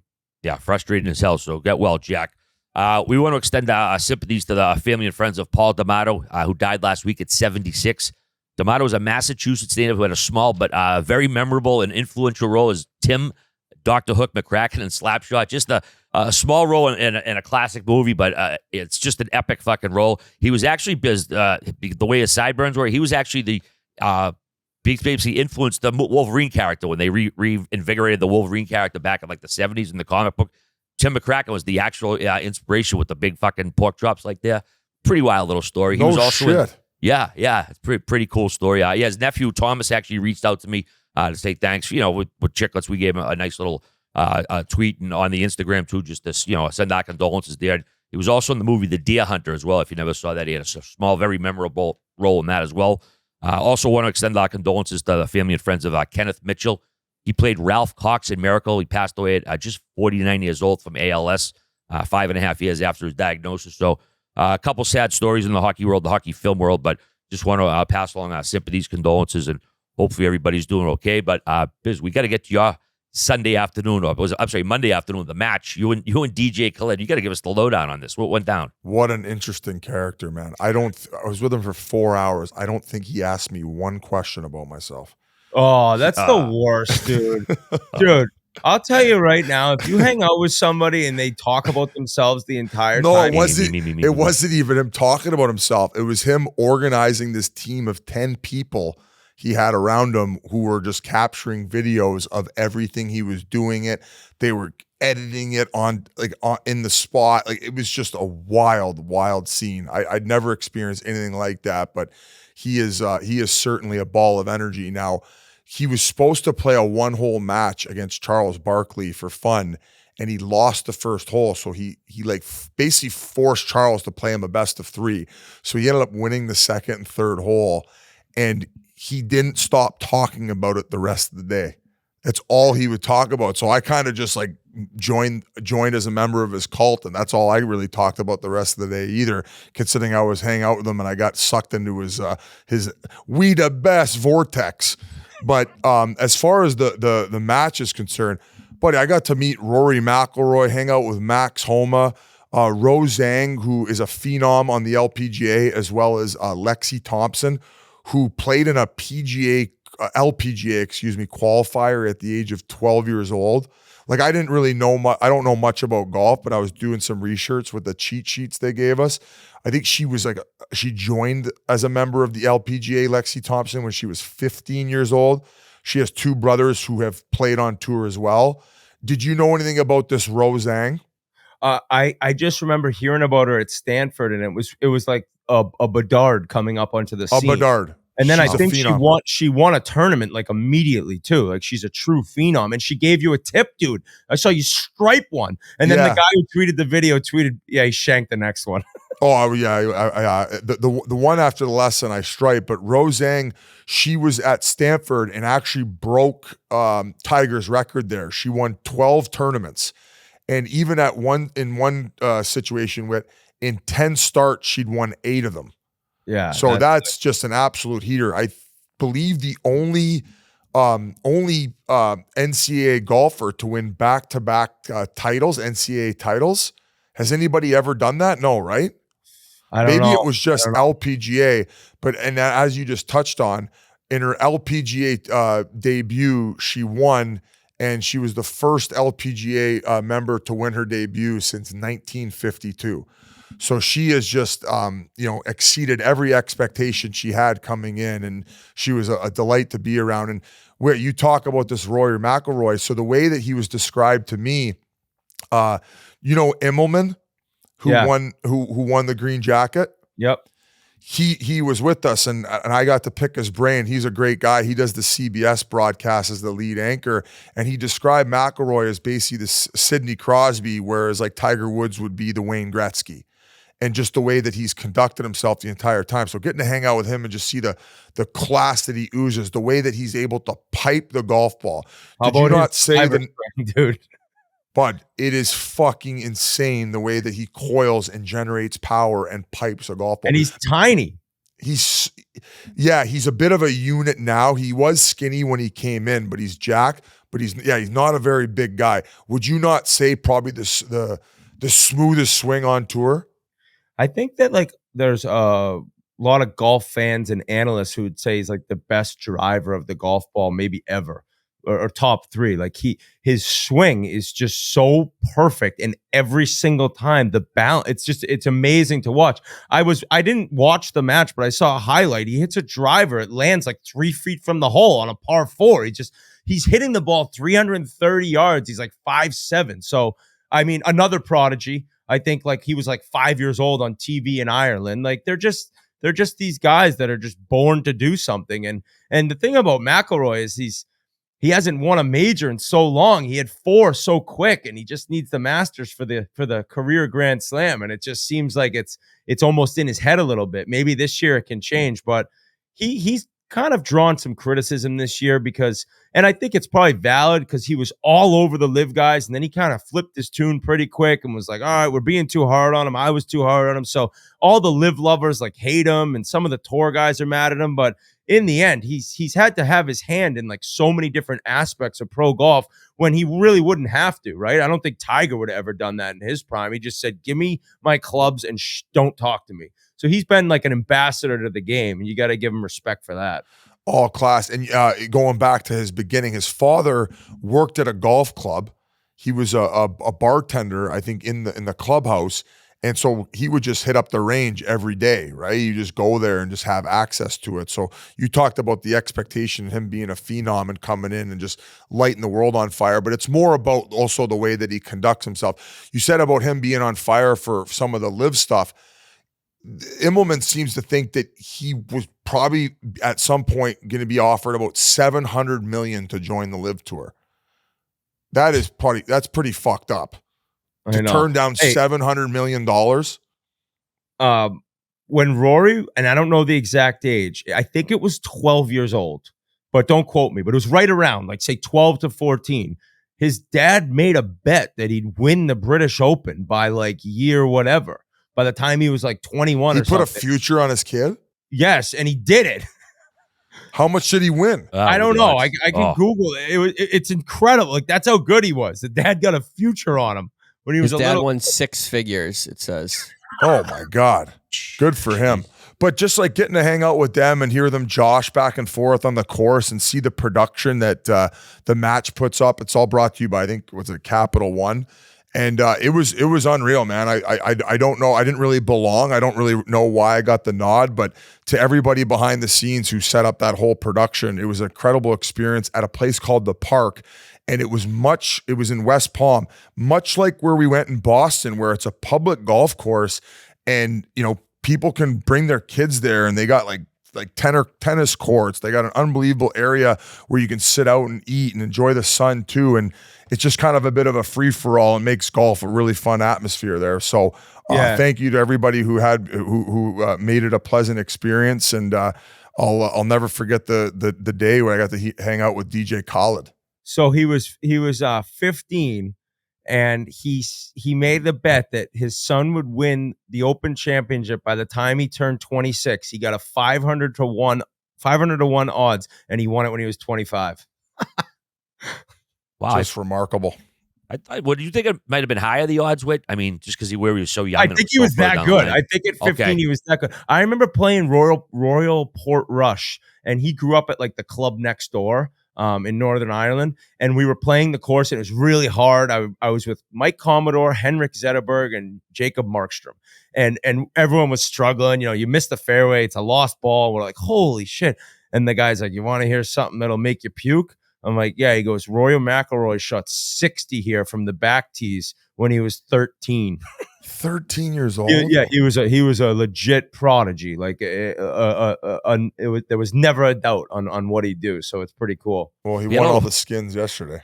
Little fake news too. No laying up. They mistakenly reported, or they reported. Well, I don't know, because then Biz said fake news with DJ Khaled, and the guy from No Laying Up wrote me, he said your boy better. Since I was sources. Yeah, I would say that after some serious thought, I think that maybe Khaled was lying to me.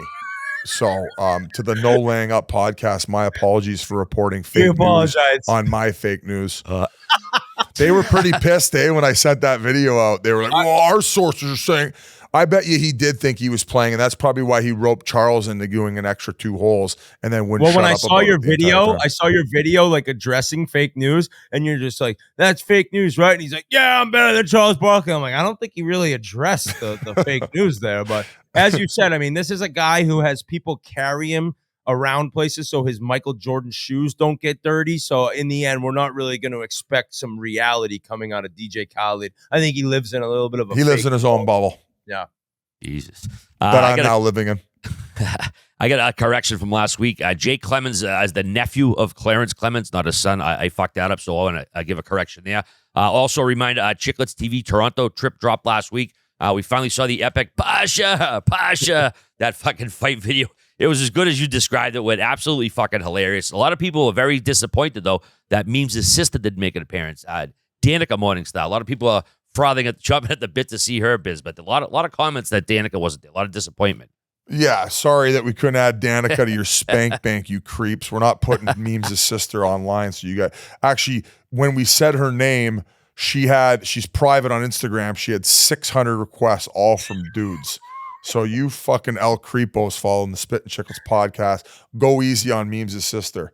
Maybe we'll do a dating show with Memes' sister, and he could be the host. We'll run that live on our Spittin Chiclets channel. Please don't bend my sister over. Hey, man. No, I don't Just care. give her She's a rose older and than keep it No. classy. Remember, he's like, I don't care. She's my older sister, so if not my younger Yeah, he's sister. like, That's if what he said. it was my younger one, I might care, but Maybe I'll marry her. Speaking of vlogs, guys, we do have another vlog coming out, another episode of Chiclets TV coming out this week on Thursday. It is behind the scenes of the Stadium Series and the TNT Altcast. So it's a lot of cool stuff of how we made that intro, how everything was filmed, and then we head over to the Stadium Series in Hoboken. We go to RA's movie premiere. So there's a ton of good stuff in this episode of Chiclets TV. It comes out Thursday. I'm glad you brought that up. I was just going to say, I'm glad you brought up the opener, and what you're referring to is we did this little bit to open up that alt cast, and I forgot to mention Tyler Lassiter's name. He's the guy who does all those like Road to Pine and all the silly videos, along with all the other members of the team behind the scenes. Like Alex Bent is another guy. So they help out a ton behind the scenes, and they made that video, which we got to watch beforehand, which I thought gave us some confidence going in because we knew we were going to get some laughs and we'd kind of hooked them in. So shout out to the team over at TNT for getting that done as well. I'm getting a lot of requests and asks about when the Sean Avery, Kevin Conley sandbagger will come out. Do we have any answers on that yet? Yes, so it's coming out the second week in March. Holy fuck, we're waiting that long to put it out, eh? We're really blue balling our fans. That's 2 weeks though, Biz. Yeah. Okay. We're only 2 weeks away from that DJ Khaled land. But yeah, you're going to love that. So second week of March, solid episode here, boys. I'm heading to the airport. I can't wait to get home. Can't wait to see you guys again. And hockey's buzzing, baby. We're on the road to the playoffs, and I think these last 5 weeks will be just a complete sprint to the finish. Can't wait. Chiclet U coming again. G was at No Deck. Keep an eye on game notes coming out Friday, and follow us on all our socials. Everybody, have a fantastic week. We'll catch you later. Peace.